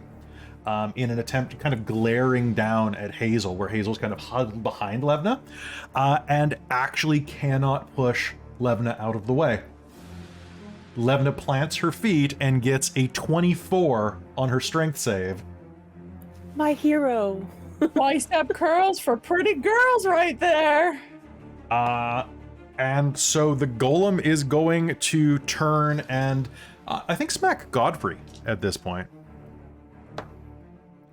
Okay, and Godfrey, that's gonna be a 24, my friend. Shucks, that will hit. I know, we're finally fighting things that can hit you. It's my favorite day ever. That's gonna be 21 points of bludgeoning damage. 21 bludgeoning. All right. Okay, and it is Kilara's turn. Kelara, you see the golem take a step forward and punch Godfrey directly in the chest with a crushing smash. His armor absorbs most of the blow. Godfrey, did Levna take the advantage from the guiding bolt to hit? Yes, because it would have been the Okay. first attack against him. Yeah. No, I just was just asking because I just remember that. Actually, pardon me. Yeah, Levna would have taken it. I had advantage because it was prone. It also had to be the first attack against it. Well, that's what I was asking if it did get But that. Levna also takes advantage because of pack tactics, so it's a thing. Ooh. So, Kelara, what do you do? Okay, so how... It's pretty damaged. It's pretty damaged, like it's... It like, is. I can't say it's bloodied because it doesn't have blood, but it is. Crumbling. It is crumbly. Yeah, exactly. It is Okay. like it's like a blueberry crumble at this point. It's very, very flaky, and it's definitely Okay, and it you would not want this seems like my golem attack over did a like good- a black outfit. I'm sorry, what was that? like, it seemed like my last attack actually did something. Oh yeah. Okay, cool.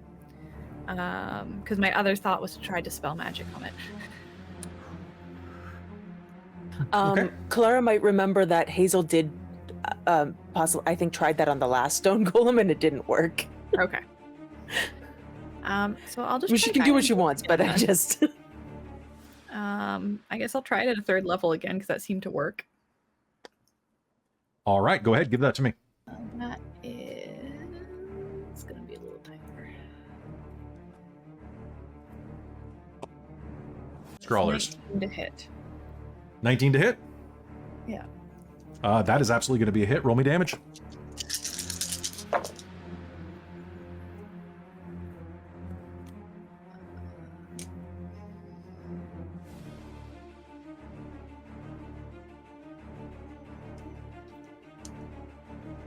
$27.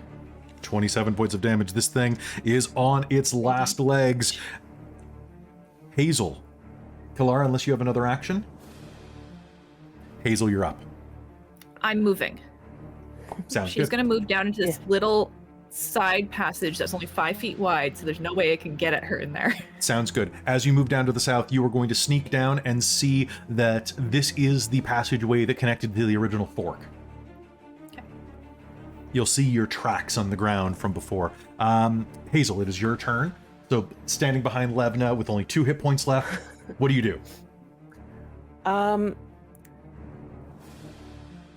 yeah, I would love to help Levna, but she's also slowed still, so don't know how much good it'll do. And this thing does look like it's on its last legs. It is. I am going to firebolt it.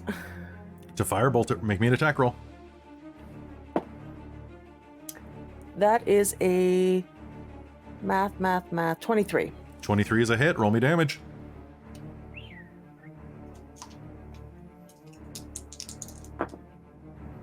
Double sevens for 14. How do you want to do this? Yes. I think with Levna standing there, like just holding this thing back, Hazeal puts a hand on Levna's shoulder and just like goes, "Fuck you," and blasts it in the face with fire. The golem explodes. The last blast hitting. Oh, did you roll that with advantage, by the way? Because of guiding bolt? Oh, I didn't. Let's see if it was a crit. It was not. I did roll a 19 after the 15, but it was not a Okay. crit. So it explodes into all manner of shrapnel. And as it does, a bit of quiet once again settles in on the tunnels. Is everyone all right? Ow. I think that I'm feeling a bit better. What the hell just happened? Oh, Well, God, not again. Yeah, again.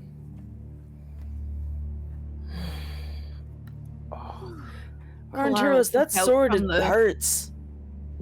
From the corridor. Is it dead? Seems Yeah. that way. Okay. Like, I'm gonna All right, need. who's hurt? Yeah. Ow. I'm a little hurt, but like, if we take a rest, I could just like. Yeah. Let's catch our breath a bit before moving on. Yeah, definitely. Yeah. Man, Levna? what? I'm fine. Can you magic this sword for good, though? Yeah. Right. Uh-huh. I can't, unfortunately. Like, I thankfully I had this, but I think it's all out of magic, and Riz is gonna try and like keep casting magic himself. It's done. Hmm, Yeah. great. All right.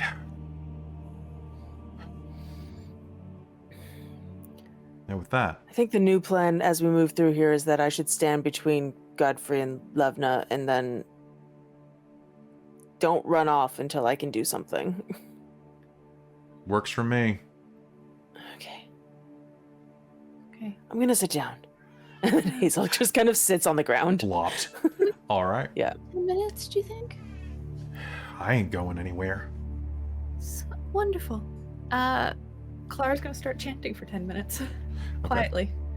The 10 minutes will pass in relative peace. And I have to ask you a quick question. Riz, are you sitting still for 10 minutes? Oh no. As you head around, I have to ask, as you go and explore a bit, you'll find one good hat, but you'll also find that there is a corridor to the northeast and the northwest.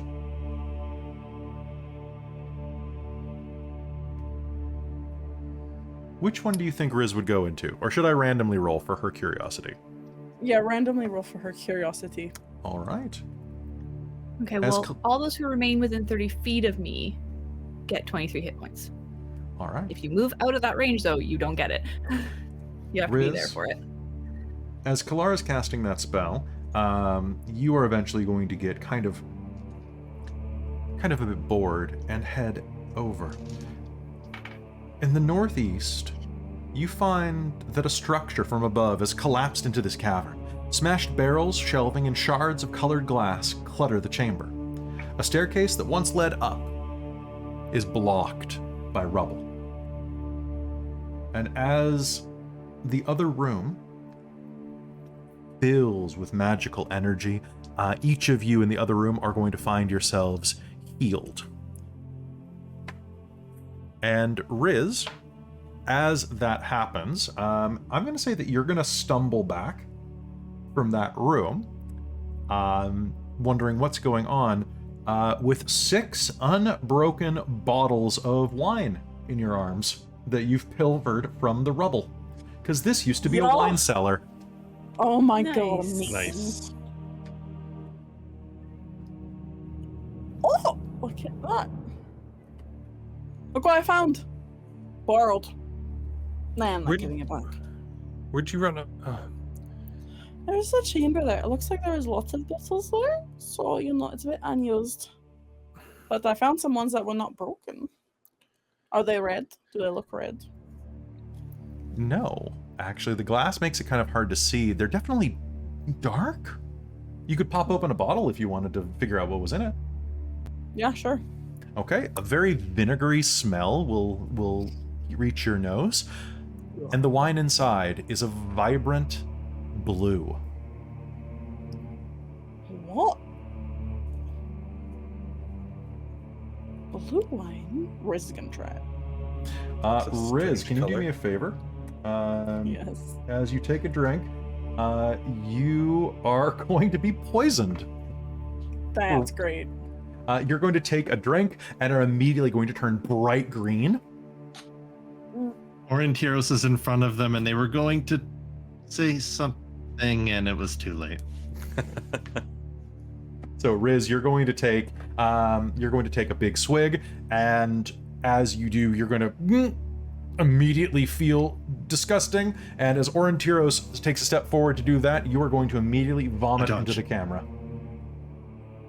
And I think that's where we're going to take a quick break. As you all rest there, and your Kender vomits at your elf. So, folks, we're going to take a quick washroom break. We're going to be back in about 5 minutes. Don't go anywhere.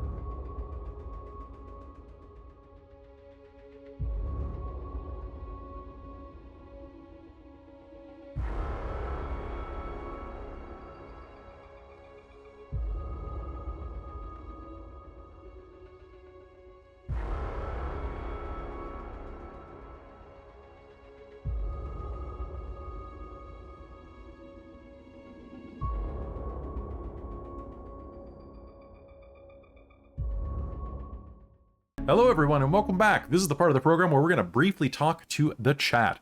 Let's put 5 minutes on the clock, so we'll hop back in at 9:28. And hey everybody, how you doing? How you doing? How's everybody doing tonight? Hello. Good. Doing Ish. good, yeah. Yeah, goodish. Hey Tired.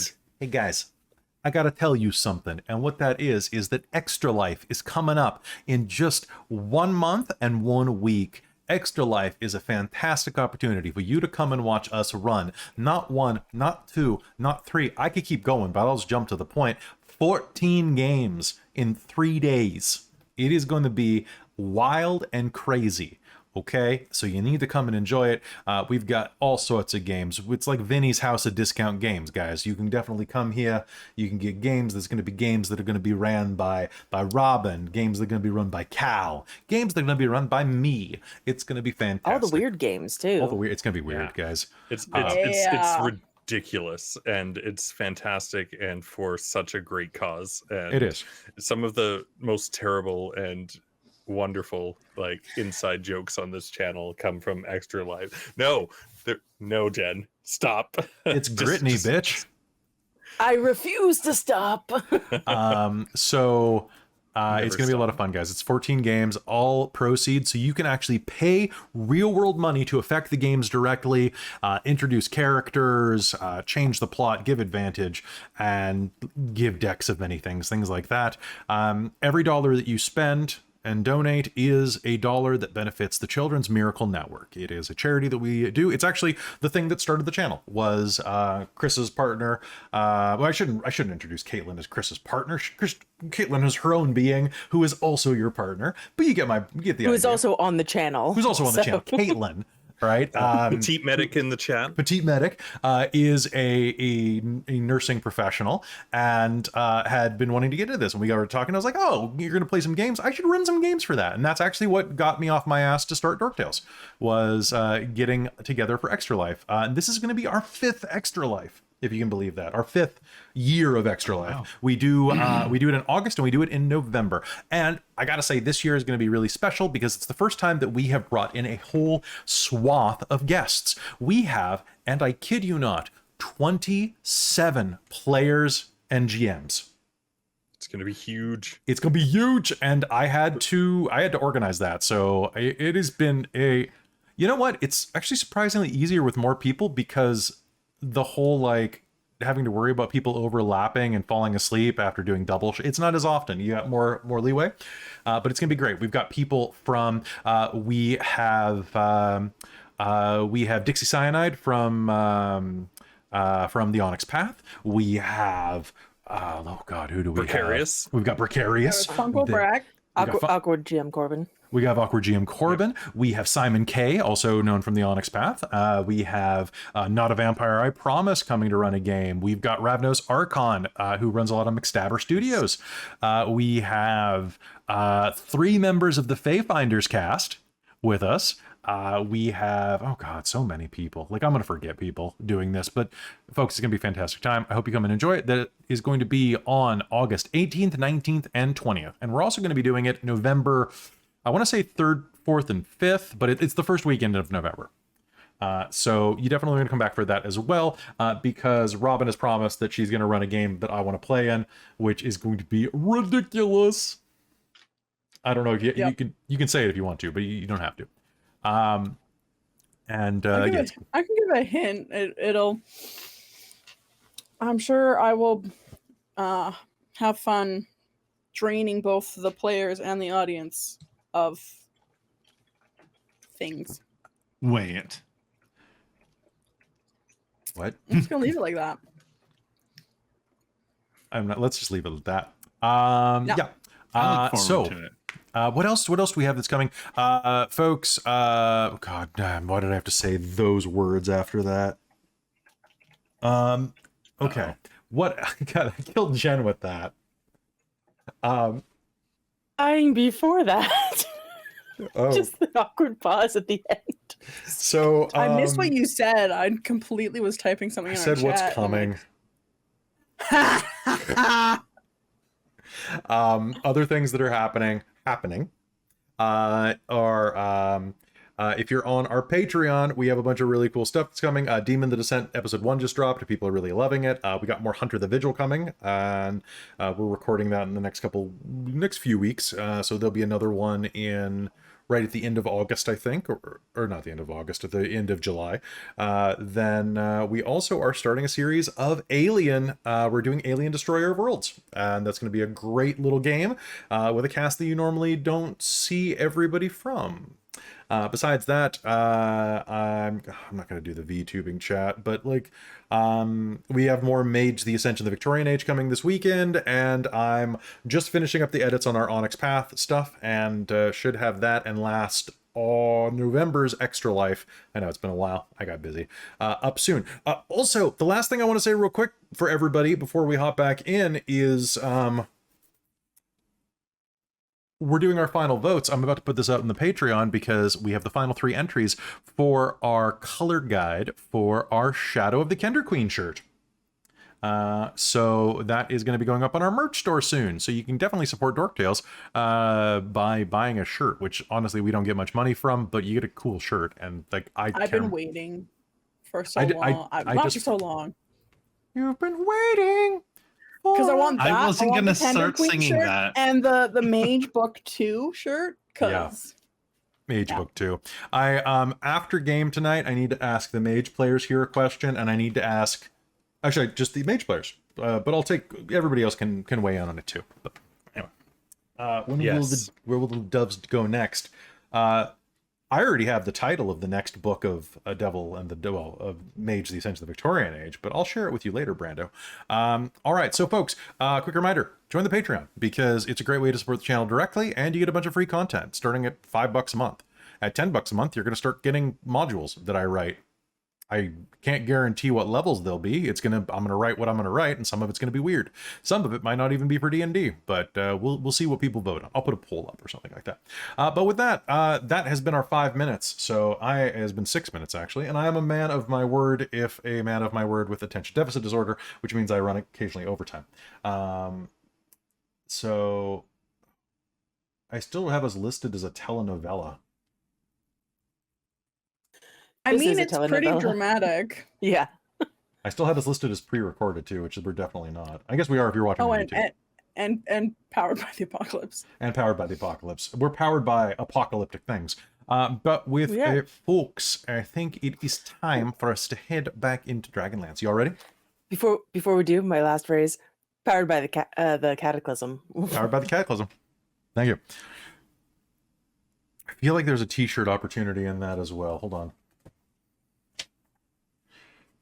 Also, if you guys like D&D, last thing I'm going to say, and you have not checked out the first episode, the next one's coming up on Saturday on YouTube, of Dreams of Arcos, our homebrew Greco-Roman Persian little...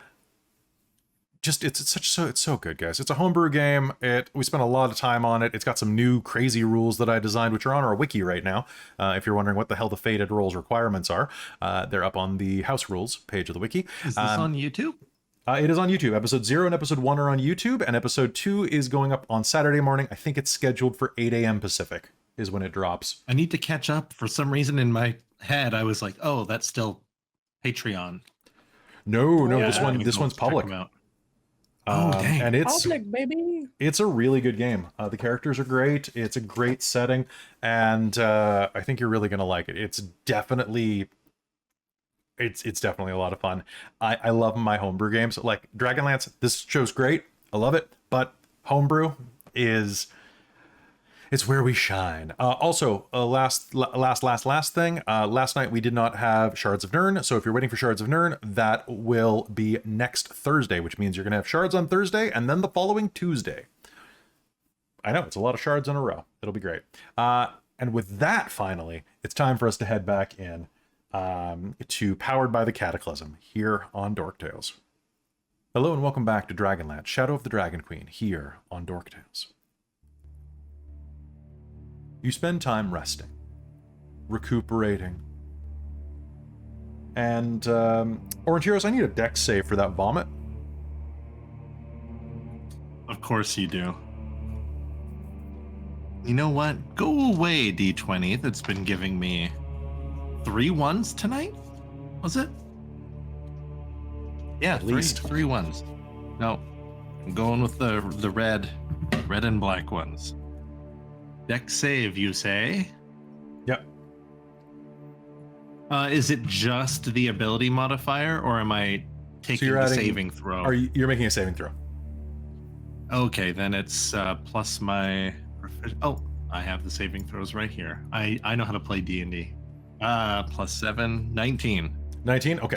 So as you go, you're going to see the bile rise in Riz, and you're going to jump out of the way in time for it to splatter the wall where you were standing a second ago.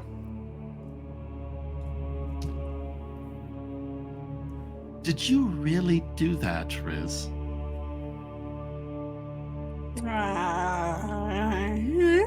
Remember that song that I played when we had first met? Remember you ate the really old preserves and I had to sing, "Don't put it in your mouth. Oh, yeah. Might not be good to drink." Yeah, but I kind of forgot about that. It's blue, though. Look, it's blue. It doesn't matter what color it is. The vomit Wait, on the why is wall it blue? is blue. Look, it's pretty, though. It's pretty. You have to Why do is it that. blue? I don't It's know. so old that it's blue. Are you okay? Oh, I'm feeling a little sick. Hold on a second. Oh, is your throat feeling better? Yeah, the There we wine just go. got stuck on my down the throat. What does this smell like? It smells like, to your elven nose, you know good wine, my friend, and this is not. This is spoiled. This is absolutely spoiled wine. Like decades old? This thing has been spoiled longer than you were spoiled by your parents. God. Rizira, it's probably blue because it's been down here so long it's absorbing the Hazeal, what's that blue stone? Cobalt? That's a blue stone, yes. There are several. It's not supposed to be blue. No, Rizira. No. Spit it out.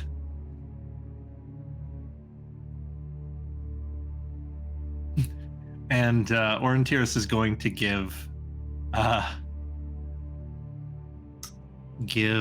Rizira his water bead if she needs to wash it down. So Presuming she doesn't have water. Which I don't know if she does. But looking at the other bottles here, you are going to see that there are at least. Wow, in fact, they appear to all be blue.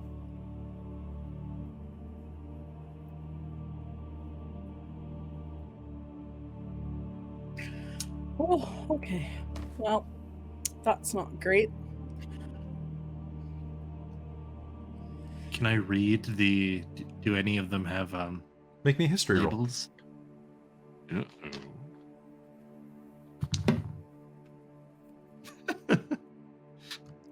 What'd you get? Let's see. My Jack of all trades bumps my -1 to a +0, so that's 3. Yep, but sure is some wine. It's wine. It's blue. You can see that it is written in a very old script. I will say what label, like the label would be long dissolved. So let's say that there is a little bit of etching along the glass that was blown into it, and it wouldn't be etching then. But basically, there's a bit of a, what's the word I'm thinking of? There are some marks along the glass. Embossed. Yeah, embossed. That's correct. So the glass is embossed with some old symbols. They're not elvish. They're old. You can't quite place them though. You're kind of like, they look pretty though. Can I see one of those? Yeah, of course. Yeah, I wonder if they're all. Am I able to do a history check as well? Yeah, you are. Yeah, same. I'm gonna roll to see if Levna can too. Levna. That'll I've be an discovered 18. that they're all blue. Yeah. All right, what'd you That's not a good color. 18. Yeah, 18? wine shouldn't be that color. get? Not necessarily. Well, that's a nat 20 for a total of 25. Okay. Poison. So Kelara rolled a 2, so that's a 0. Kelara, you're like blue wine. Godfrey, taking a look at this, you and Actually, that was a Levna. 4. 4. Okay, even better. I know, right? Really in the big numbers here. You and Levna, Godfrey, are going to look at this and realize immediately that these are bottles of wine that were bottled in Ishtar. This is pre-cataclysm, made in the vineyards that bear the mark of the king priest of Ishtar.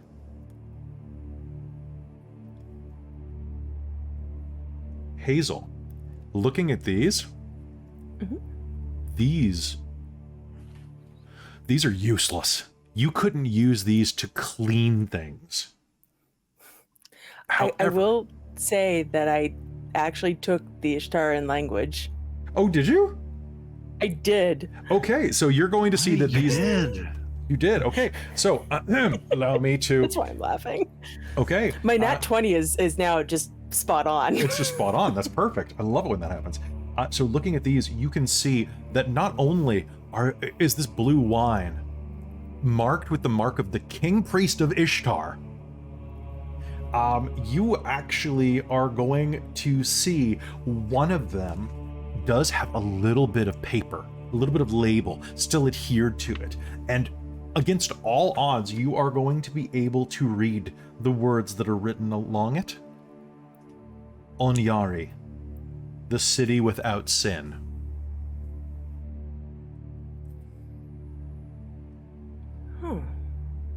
On top of that, City without sin. on top of that, you are going to know that Riz going and just wasted 200 steel coins because a collector would happily buy each one of these bottles for 200 coins. No one opened them.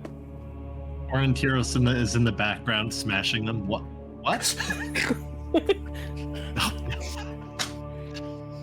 These are worth a fortune, but only if they're unopened. But they're poison. So Yeah, no one's gonna there's drink 5 them. more then. I'll put them in my bag. There's 5. Yeah, don't drink them. These are awful and useless, and you're just gonna end up like Riz. But if we keep them, they're worth about 200 steel each. So Why? it's like Collectors. 1,000 steel. Collectors? They're old and rare, and people pay a lot of money for old and rare. Well, humans probably will. Yeah, that Has makes to be sense. really old and rare for elves or You can't dwarves to drink want it. them. So there was nothing else in that room, right, Kelly? When Riz was looking. Not as far as you could tell. Okay. And you searched it pretty thoroughly. You think it was pretty empty. Okay. If People probably came and raided it already. I think we've taken enough of a rest. If everyone's feeling all right, we should carry on. Riz, you still feel very sick.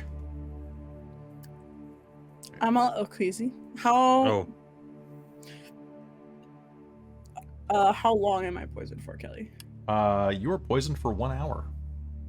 1 hour. Oh boy. Okay. So- Let me just look up the rules for poison because I thought it was a minute. So I was like, I'm Disadvantage gonna learn on this. yes, Okay. but double check me. Yep. On attack rolls and ability checks. So unless somebody has remove poison you might be in a bit of trouble for a little bit. Riz deserves this. It's true. All for these cleansing mushrooms that I bought from Lavender. Oh, there's a mushroom. You did buy those random potions. Oh, I do have the bottle of random potions. Riz is gonna open up the bottle of random potions. That's not the grease one. Okay. I'm going to spend something good happens, and let's see what it does. Just drink the oil, light it on fire, burn the poison from the inside. There we go. Okay, so can you That's do me a the most favor and dwarf roll me thing a I've ever D100? D100, eh? D100. Alrighty. 29. 29. Let's take a look. That one's used. That you meant 92, I'm sure.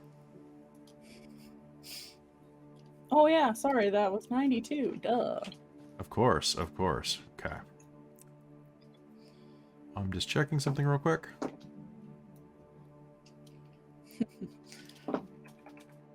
That would kill you. I'm checking a couple of charts to Can see. you roll 4d6 for me? Can you roll another 4d6 for me? Can you roll a third? Can you do? Well, one would just made you speak in rhyme for the next hour. I know that would probably kill Robin. That wouldn't kill me. You don't think so? Okay. I would just let it be. You rolled a 29 or 9 to 2. She'd have to slow down her speech just to make sure she got the rhymes in, though. Well, one of the I rolled makes you immune to fear for 1 minute, Well, that doesn't do me too good. right? Does the opposite. Makes her afraid for 1 minute. Impossible. The potion of fear. Okay. Honestly, I could handle the rhyme, especially if we did it in time. I don't think I could handle that. I'm not gonna. All right. So, you know what? I'm gonna say that works because something good happens. So, drinking that potion, you are going to feel yourself immediately feel better. However, as you do, you are going to just hiccup loudly, and as everyone looks at Riz, you are going to see her skin turn a bright violet color. Oh, she was green before. She's just changing colors. Do you feel better at least? You feel feel fine. but You is are this- now purple. Oh, I see it. I can see it.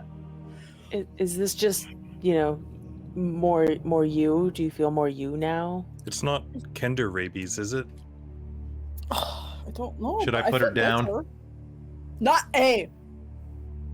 I hit harder than you, remember? Don't. Your voice changed too. Yeah, I realized I changed my accent partway through. Stop making fun of me. Ooh, how do you feel? I feel fine. I look a bit purple. Huh. That's usually Well, it doesn't seem to be harmful. that's the That's good. color that Kenders turn when they're choking. But she's not choking. Has the poison just come on the outside and turned you venomous? Should we not touch you now? Is that how that works? I don't know. All right, nobody Well, touch Riz. here. Well, I'm not now coming, we no. can Leave me do alone. this. What if she bites something and it dies? It's venomous. Dude, just leave me alone. True. Bite Levna. Test it. No, don't. She's poisonous instead of poisoned. That would be how it would be Yeah. phrased. Levna's tough. Riz is going to go after Levna. Get away from me. She's gonna try to kick you I away. don't want to heal anybody. Riz, why don't Yeah? you save your Kender poison for whatever we come across next? Just go hug the next enemy and we'll find out. Just Okay. hug and stab at the same time. Okay. Hug and stab. Got it. At least we'll be able to We just- see the Kender. She's basically glowing in the dark. Yeah, yeah. hard to miss it. All right, Alright, so let's which way keep are we moving. going? Up around or? Yeah, let's go that way. 'Cause Riz already cleared out the area to the northeast, so Yeah. That was just the wine in there. Let's continue. All right. Looking around, you can see that there is another corridor to the northwest. It kind of snakes around the top of this room and then heads down in a diagonal southern direction. What's your marching order? Fluorescent candle in the front. okay. I'll be not too far behind. I will that we try should- and be as close to Godfrey and Levna as I can without Going- being in Maybe their we space. should be spread out a bit. We do know that there's one of those things down here with us.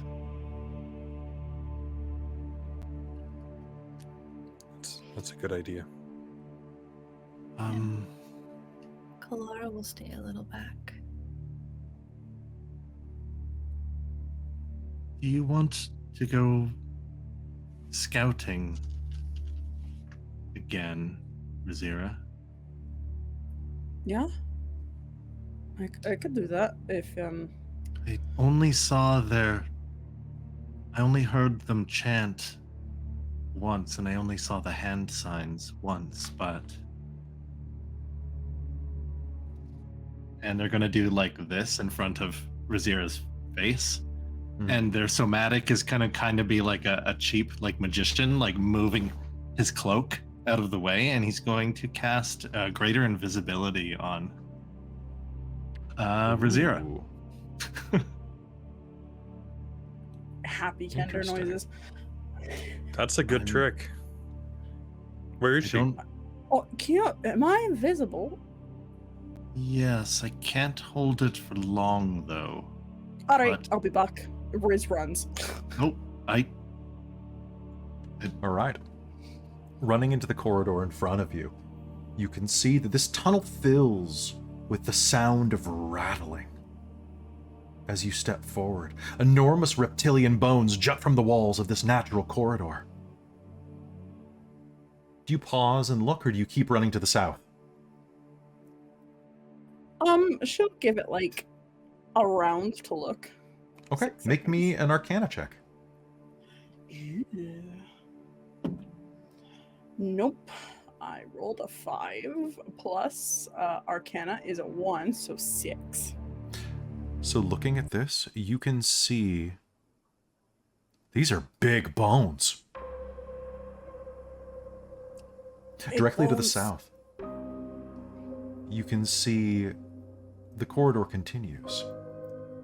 And down there is that inn that you were in before.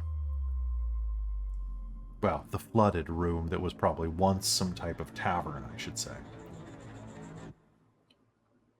Except for this time, it's now empty. You could see that the stage that creature was standing on has a door behind it, a set of double doors leading to a room off to the west.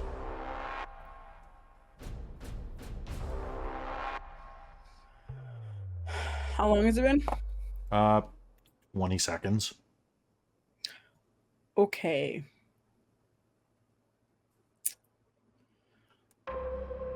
I think Riz is going to try and very sneakily try and take a peek in the door.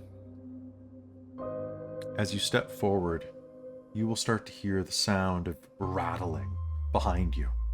All of the oil has burned off of the floor here and off of the water. And as you take a step down into it, behind you, you will hear this rattling noise. And all of you who are north, atop the corridor, are going to hear the rattling noise as well.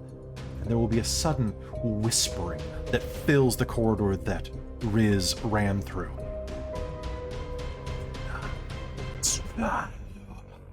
That same serpentine tongue echoes through the corridor. The tunnels fill with the sound of rattling as the walls themselves begin to move. Chattering jaws that stretch out of the walls begin to hiss, forming ancient words as incomplete skeletons lurch forward. And as they do, you are all going to need to do me a favor and make me an Arcana check.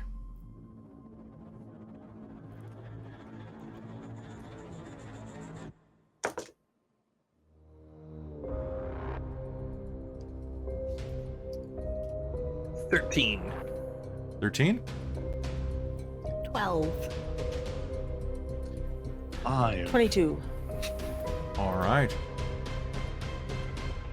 There we go.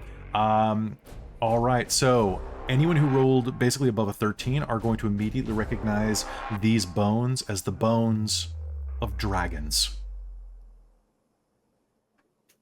These tremendous skeletal beasts reach out of the walls and snarl at you. And I need an initiative roll.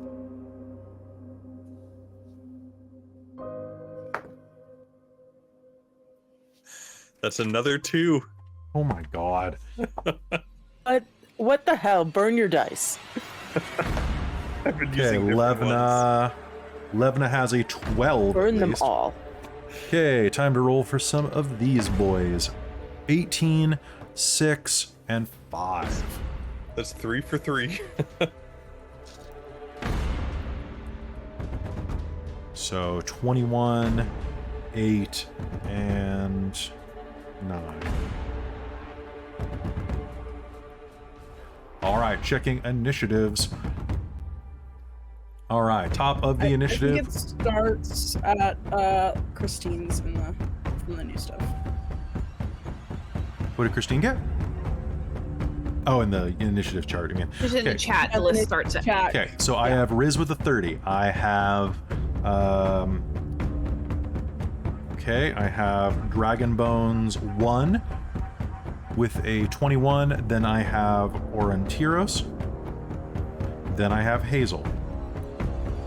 Then I have Dragon Bones 2. Then I have Kelara. Dragon Bones 3 tied together. Then I have... Oh, pardon me. No, Levna had a 12. What am I even doing? Levna.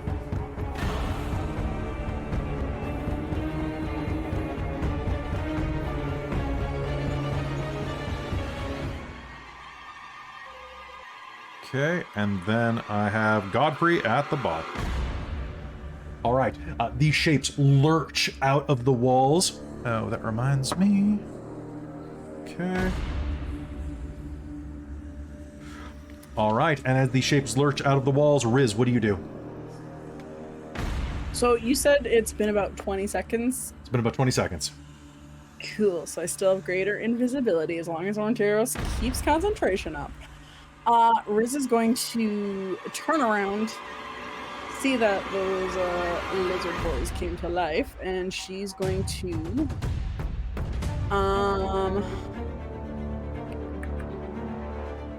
she's going to run and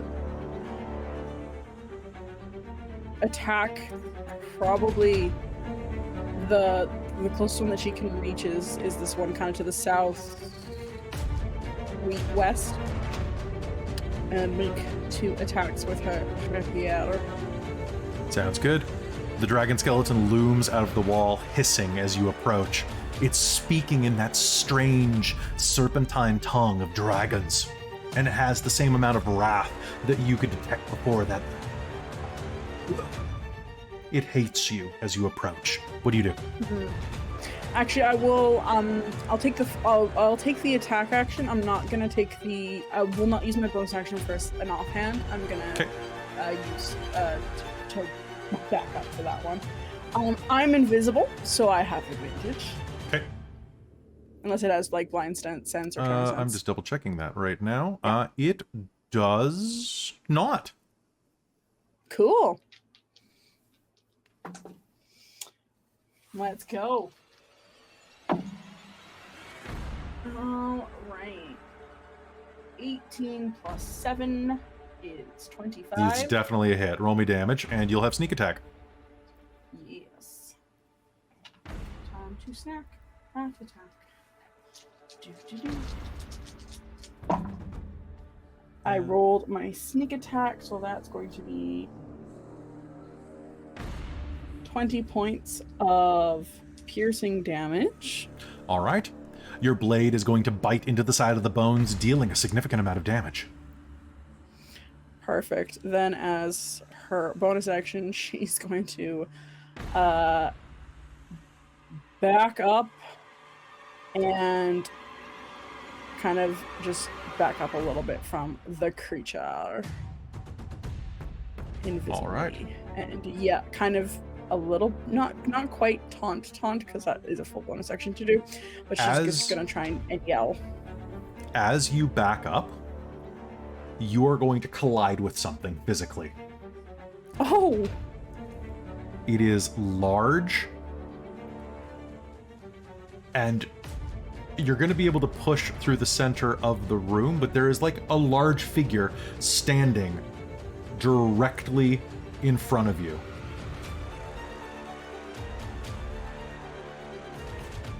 But you can't see them.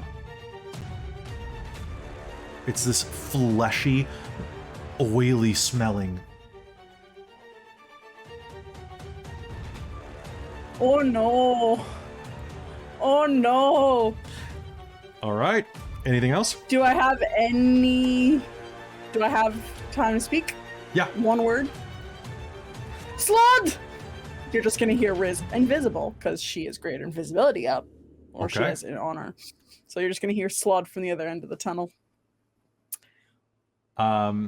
So as you rush out and dodge out of the way, one of the dragons is going to lurch forward and attempt to attack you blindly. Would it know to? What's its reach? Oh, it is 10-foot reach. Okay, cool. It's going to blindly attempt to attack you. Was that an attack of opportunity, or is it its turn? It's taking its turn. Okay, cool. I just wanted, because yeah, cool. Okay, reaching out, it's going to lash out, and with disadvantage, I got a 23. Yeah, that hits. Okay, so you are going to bounce into this large shape behind you and go forward. It's going to knock you into this dragon, incomplete dragon skeleton is going to drag itself where you can see that it's broken from the spine down. It crawls its way toward you and takes a slash, blindly rending across you, and that is going to be 2d6. It's 9 points of piercing damage. And please do me a favor and you are going to take no poison damage, because while you're purple, you're immune to poison. What? Oh, does that mean they're not poisoned anymore? Riz is no longer poisoned. No. Not as long as she's purple. That is going to be its turn. Aurontiros, you are up. What do you do? Ooh.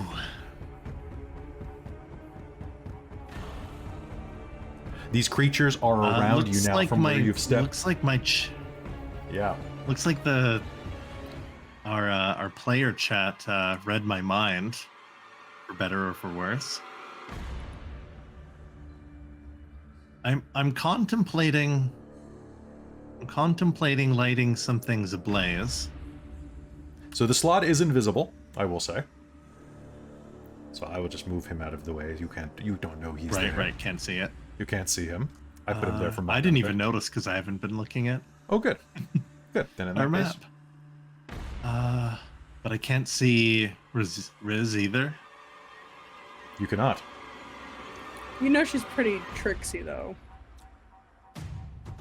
That's true. They dodged the water when they were inside of it. Yeah. The one that's farthest Riz is from underwater. me- The water gets Riz. She doesn't get wet. the water gets rizzed. She doesn't get wet. I like that. Yep. Centering, say something fiery on the farthest one. Would that still hit me? Nope. Because it's a 20-foot area or 20-foot radius. So it would. So that means from the center to outwards, it's 20 feet. Yep. It would not. It would not hit you. It would hit Riz, but you don't know that. But it would hit that other one as well. It would hit both of them right there. Yeah. And that is a logical place for you to place that without metagaming. So good job.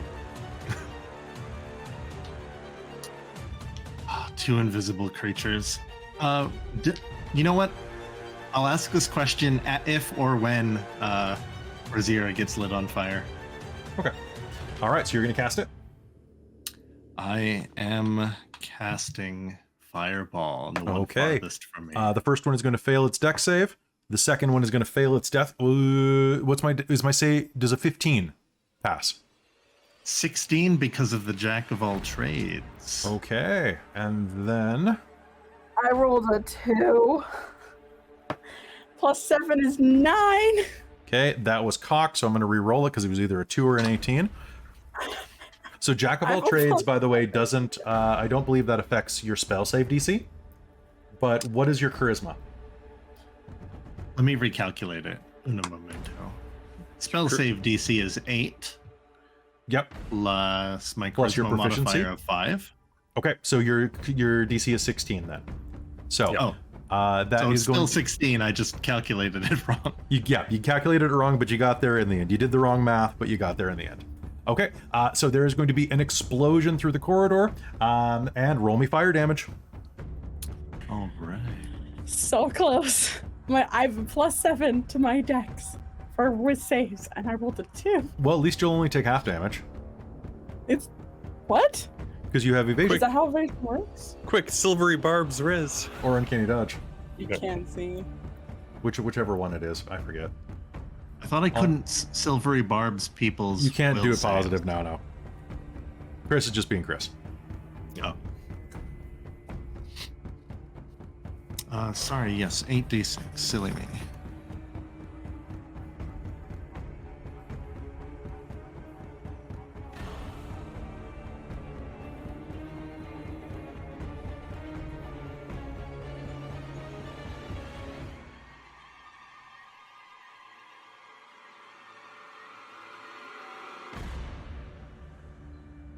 $19.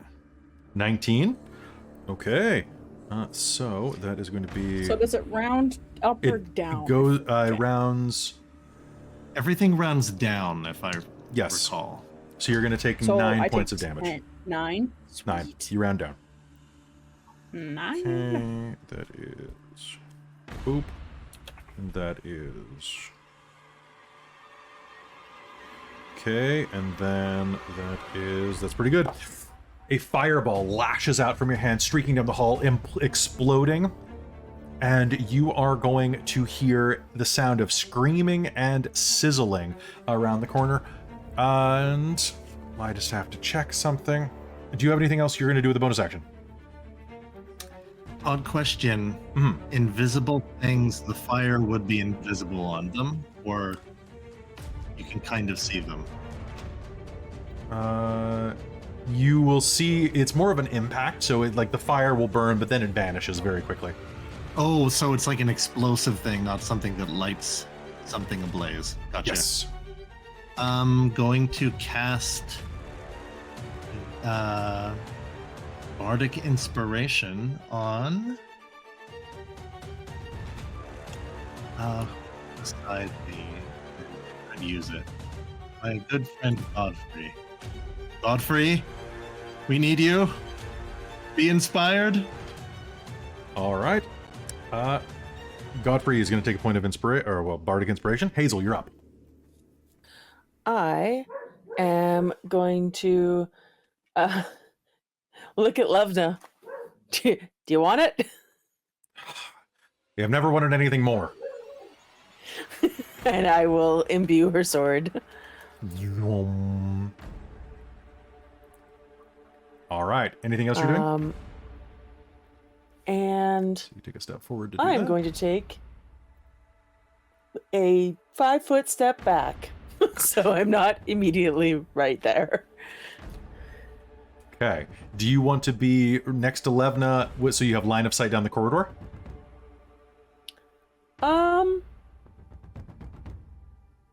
Or around the corner so that you're shielded from their eyes and I want to be more around the corner so I'm shielded because I probably hopefully heard Riz yell at the very least, and I have trauma from That's fair. fireball.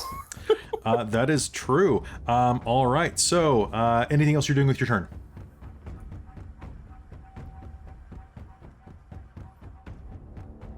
No. Okay. As you do that, the second one of these dragon bone creatures is going to rush out at Aurontiros. Aurontiros, that is going to be a 24 to hit you.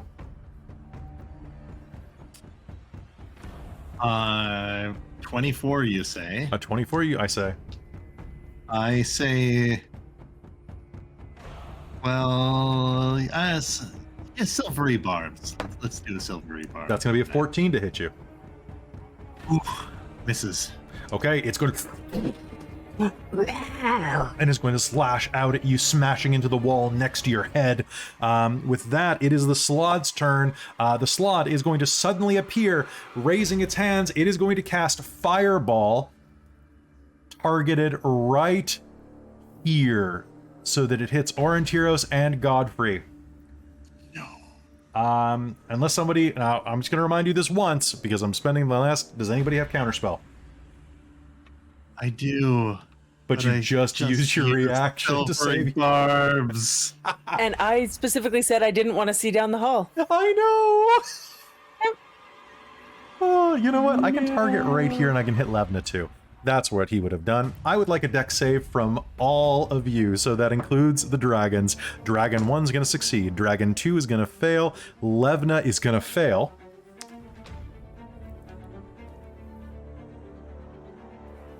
That'll be an 18, sir. Okay, that is more than my spell save. Holy crap, I rolled well though. And you know what I'm going to do? What? Use my reaction to put my shield in the way and take no damage on a successful save. Ooh.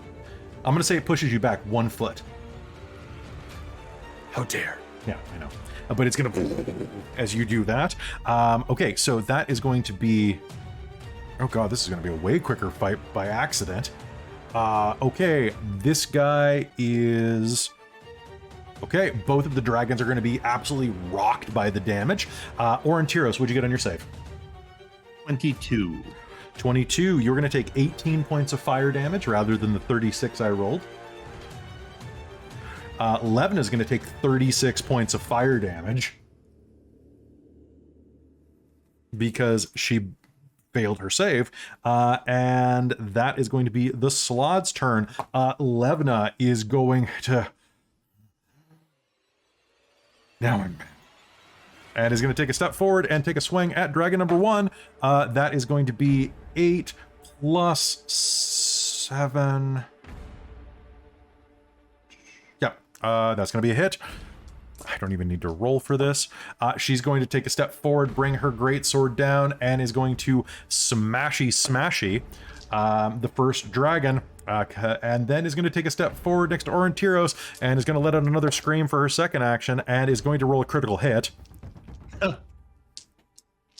Wait, can I use my last point of lucky? Go. For what? Right, that's only affects my rolls. No, you can affect, but like Levna's abilities. attacking the dragon next to you. Oh, she's attacking the dragon. She rushes forward, uses her second attack, and brings it down on the other dragon, reducing it to very few hit points because it only had 3 left. And is going to point her blade down at the slot that threw the fireball and go, "You're next, motherfucker!" As fire is still burning her skin. She's had enough of fireball, okay? She really has, guys. She's had enough of dragons. She's had enough of all of this stuff. And it is now, Dragon 3 is dead. Kelara, it's your turn.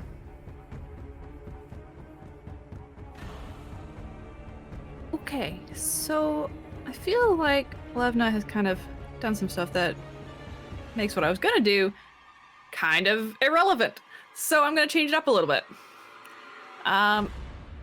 Kelara is gonna move into view for that corridor where the dragon things and the slot is. Mm-hmm. And you know what? Screw it. She was gonna shield of faith people, but she's gonna guiding bolt the slot at 4th level. Okay. Give it to me. Instead.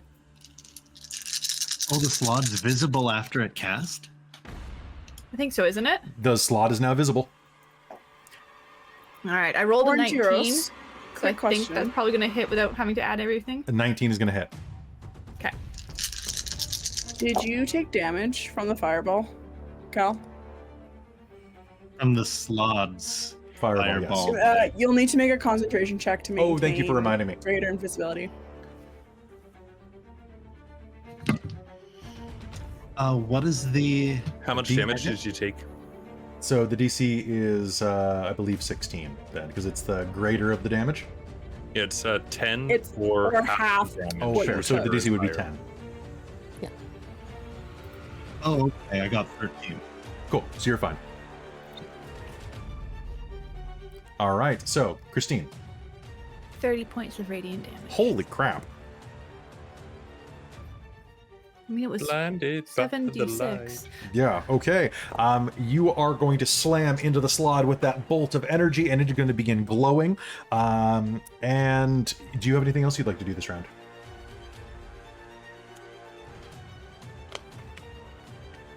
I don't think so.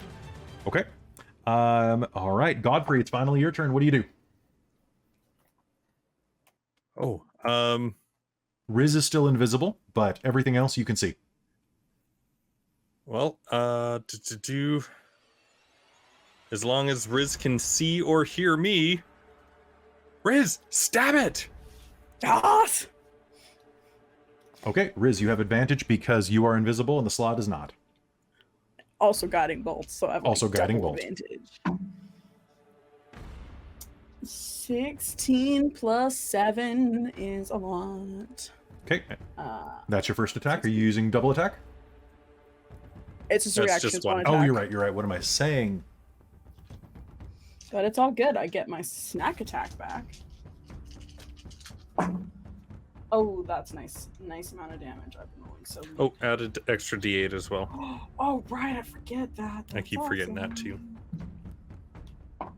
Oh, I rolled an 8 on that. Thanks. Nice. 33 points of piercing damage. Ooh. Thanks for making the math easy. All right, you are going to splatter its green blood all over the side of the wall. That's going to kind of vibrate with the chaos phage. Godfrey, any other actions you're taking? Yeah, I'm gonna use another attack on the The incomplete dragon skeleton. Yep. So Okay. that'll be a 16. That is going to be a... That's a hit. Roll me damage. 13 magic. 13 magic damage. You smash through its shoulder blades, dropping that to the ground, as well as one of its 4 legs. It is almost dead. Top of the initiative. Riz. Hi. A stab, my friend. The Okay. slot. Give it to me. You have advantage. I know. So I was gonna say, don't forget about advantage. Yo, yes. Okay, I got rolled in that one. 16 for the first one, so 16 plus 7 is 24. Okay. 23. And then, ooh, this might be close actually. 17 to hit the slot. Those are 2 hits. Yes. All right. Let's go.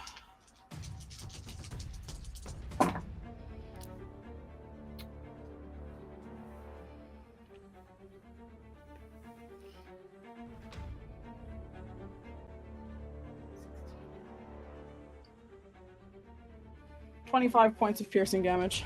25 points of piercing damage. You slash into it twice, wounding it deeply.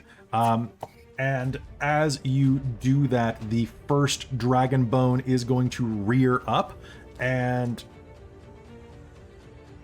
Ooh, yeah, Godfrey's like right in its face. Godfrey, it's going to turn, rear up, and snarl at you, and is going to take a swing at you. Okay, that's cocked. That's cocked. There we go. That's going to be 17, which is not going to hit you. And I think it only gets the one attack, right? Yep.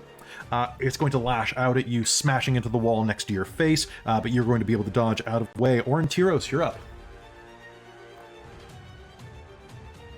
All right. So we got a bone dragon and a big ugly guy. Yep. The big ugly guy can throw fire, so. That's true.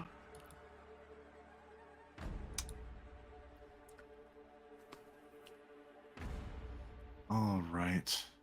Is he holding any weapons? He has or a staff in one of his hands, curled over and gnarled like the roots of an old dead tree.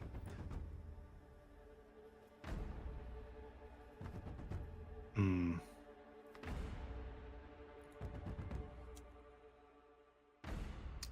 I think... How far away down the corridor is this slod? 35 feet. I think Aurontiros is going to move beside Godfrey and try to shoot between aim an arrow down the hall at this thing. All right, give it to me. It is going to have a oh wait, did you take Elven Accuracy as a feat? I did not. Okay. I don't know what that is. It sounds great. It's great. Yeah, it's great. Okay, give me an attack roll. All right.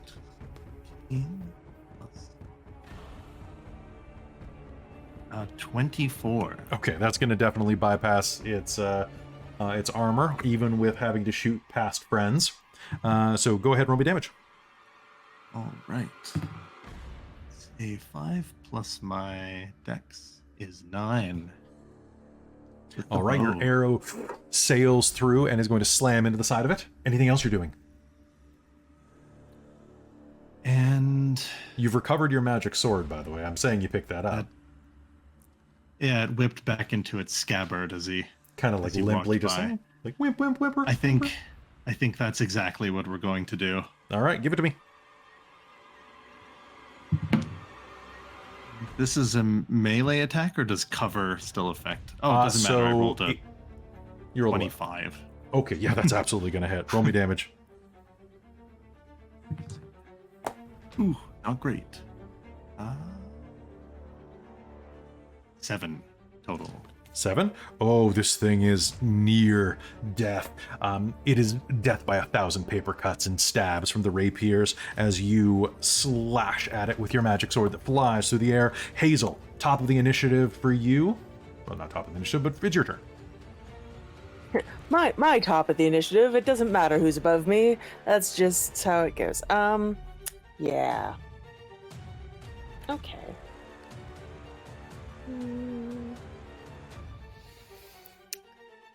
How far is Levna away from me? Levna is 15 feet away from you. Cool. I'm doing this because I feel like she deserves to get justice for the fireball. And I'm just gonna cast haste on her. Okay, so you're gonna you have to touch for haste, right? Nope, 30 feet. Oh. All right. Haste for Levna. Yep. All right. Anything else Go on your get turn? him. Nope, that's it. Okay.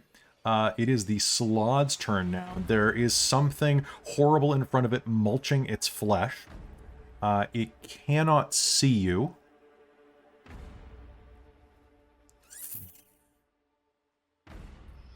It's also just got burned with radiant fire. It also did just get burned with radiant fire. It is going to... I hate this. It is going... Ooh, it's going to regenerate slightly, because it can do that. Yay! Oh. Its flesh is going to start to knit back up, and as it snarls, it is going to, seeing where you threw it from, it is going to raise its staff, and is going to hurl flame at you, Kelara. And that's going to be a 22 to hit you. Just, yeah. Flame flies through the air and is going to deal 11 points of fire damage to you. And it is going to not ignite anything, unfortunately, for me. And then with a snarl, it is going to lash out with a bite attack against Riz, using disadvantage. So it would have worked. It's going to kind of hurl the flame and then kind of like looking down at the footprints on the ground as Riz kind of dances around. He is going to try to lunge forward and bite. And finding no purchase, is going to spend the Hurt the More that was just bought to lash out again. And that is going to be a 20. No, that'll hit. To hit you. Okay. That is going to be 2d6 piercing damage. And that is going to be... Stop right there, criminal scum. You gonna use it? Cutting words. Oh. Please take a d8 off of his attack. Okay, But if roll it's me. too late, I guess, off the No, damage. roll me the d8. Oh. Come on, sparkly purple die of magic. 7. Okay, 7's gonna definitely drop that a little. Yeah, I have a He 17 AC. snarls, he bites, he sees your feet shift across the ground, and he lashes forward, but Aurontiros' words are going to distract him at the last second. He's going to turn away, and seeing that he's missed his opportunity, is going to turn and run. I would like to make an opportunity attack. I would like you not to, but let's do this. Make me an opportunity attack. You have advantage. Yeah, come on. Come on, Nice. baby. Nicely done, Aurontiros. Nicely. Dork tails! Dork tails! The prophecy. The prophecy You finally get your crit on a sneak attack. from a running slab. That's perfect. You know, I took greater invisibility to break character for a second, being like, you know, this is just going to help in so many ways. And I was wondering if you could get one this session. Oh, I love you. Thank you, Cal. Okay, let's see if you can do this. So how many d6 are you rolling, Robin? 8. So you basically have a fireball. You're Yeah. a fireball on the point of a little rapier. Okay. 18. Lo, you have become Either that or a level 5 guiding bolt. death, provider of pokes. 29. I hope somebody Right? like Level just. 5. Wow. I hope somebody clips the squee that of joy That's that more Robin actually because did. it's D8s, not D6s. 44 points of piercing damage. How do you want to do this? He's gonna start running, and all of a sudden, you're gonna hear, "Oh no, you don't!" And Riz will just very deftly, with this clean, precise strike, just leap and just stab right through the base of his neck, right at the jugular, and just Blood is going to spray out like a fire hydrant against the wall, and his girthy form is going to slump forward into the murky water, slowly just kind of blubberily sinking into the water like a pontoon, leaving a new type of slick on top of it. And with that, Levna, recently hasted, is going to rush forward and take some attacks on this dragon. That is going to be double 18s on the first one, double nat 20s with advantage on the second attack. And Praise Levna, glory be. Holy crap. Double 2 18s and then 2 20s is just impossible. She's going to rush up and with a scream is just going... This thing had 6 hit points left. I'm not going to lie. It is going to explode into bone meal as she screams. That's why she's a knight. And just keeps smashing it. I am sick with these fucking dragons!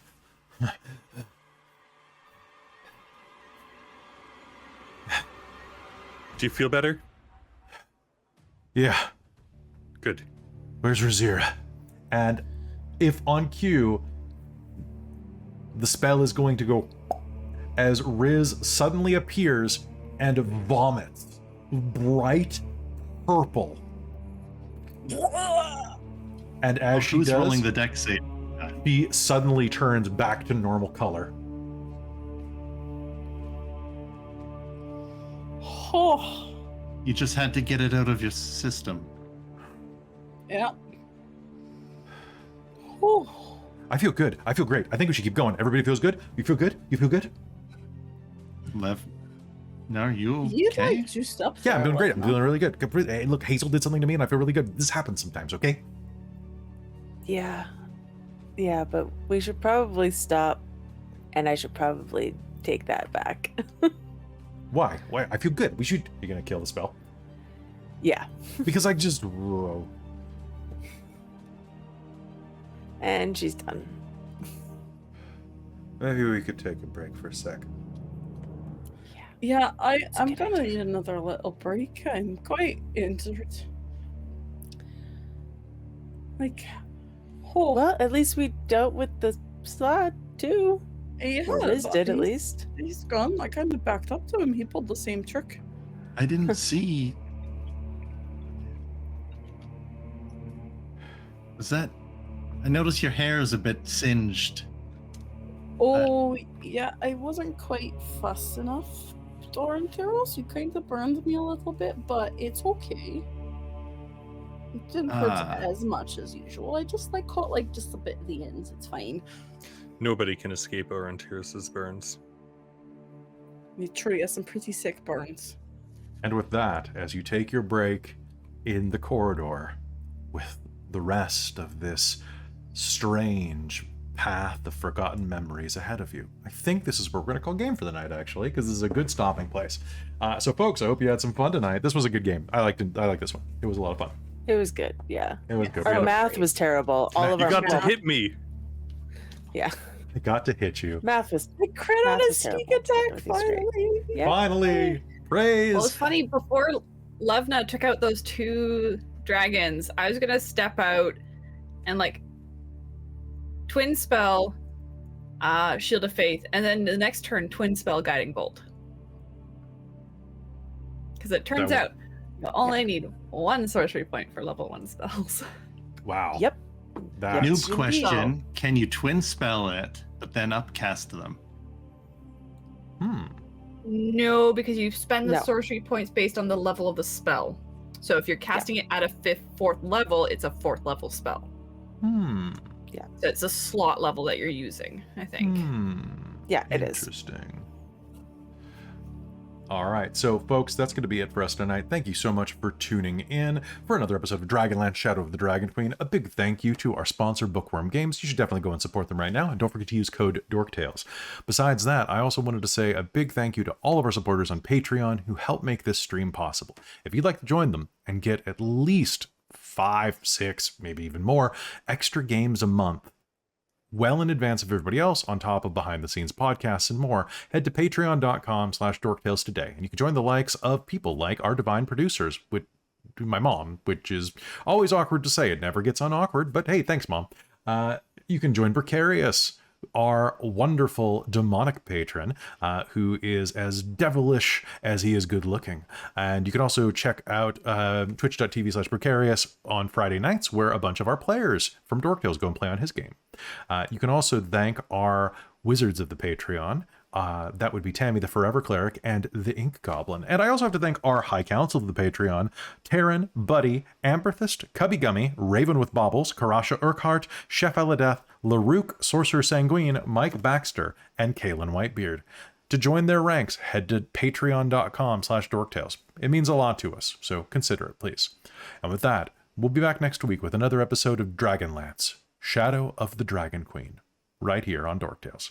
Good night, everybody.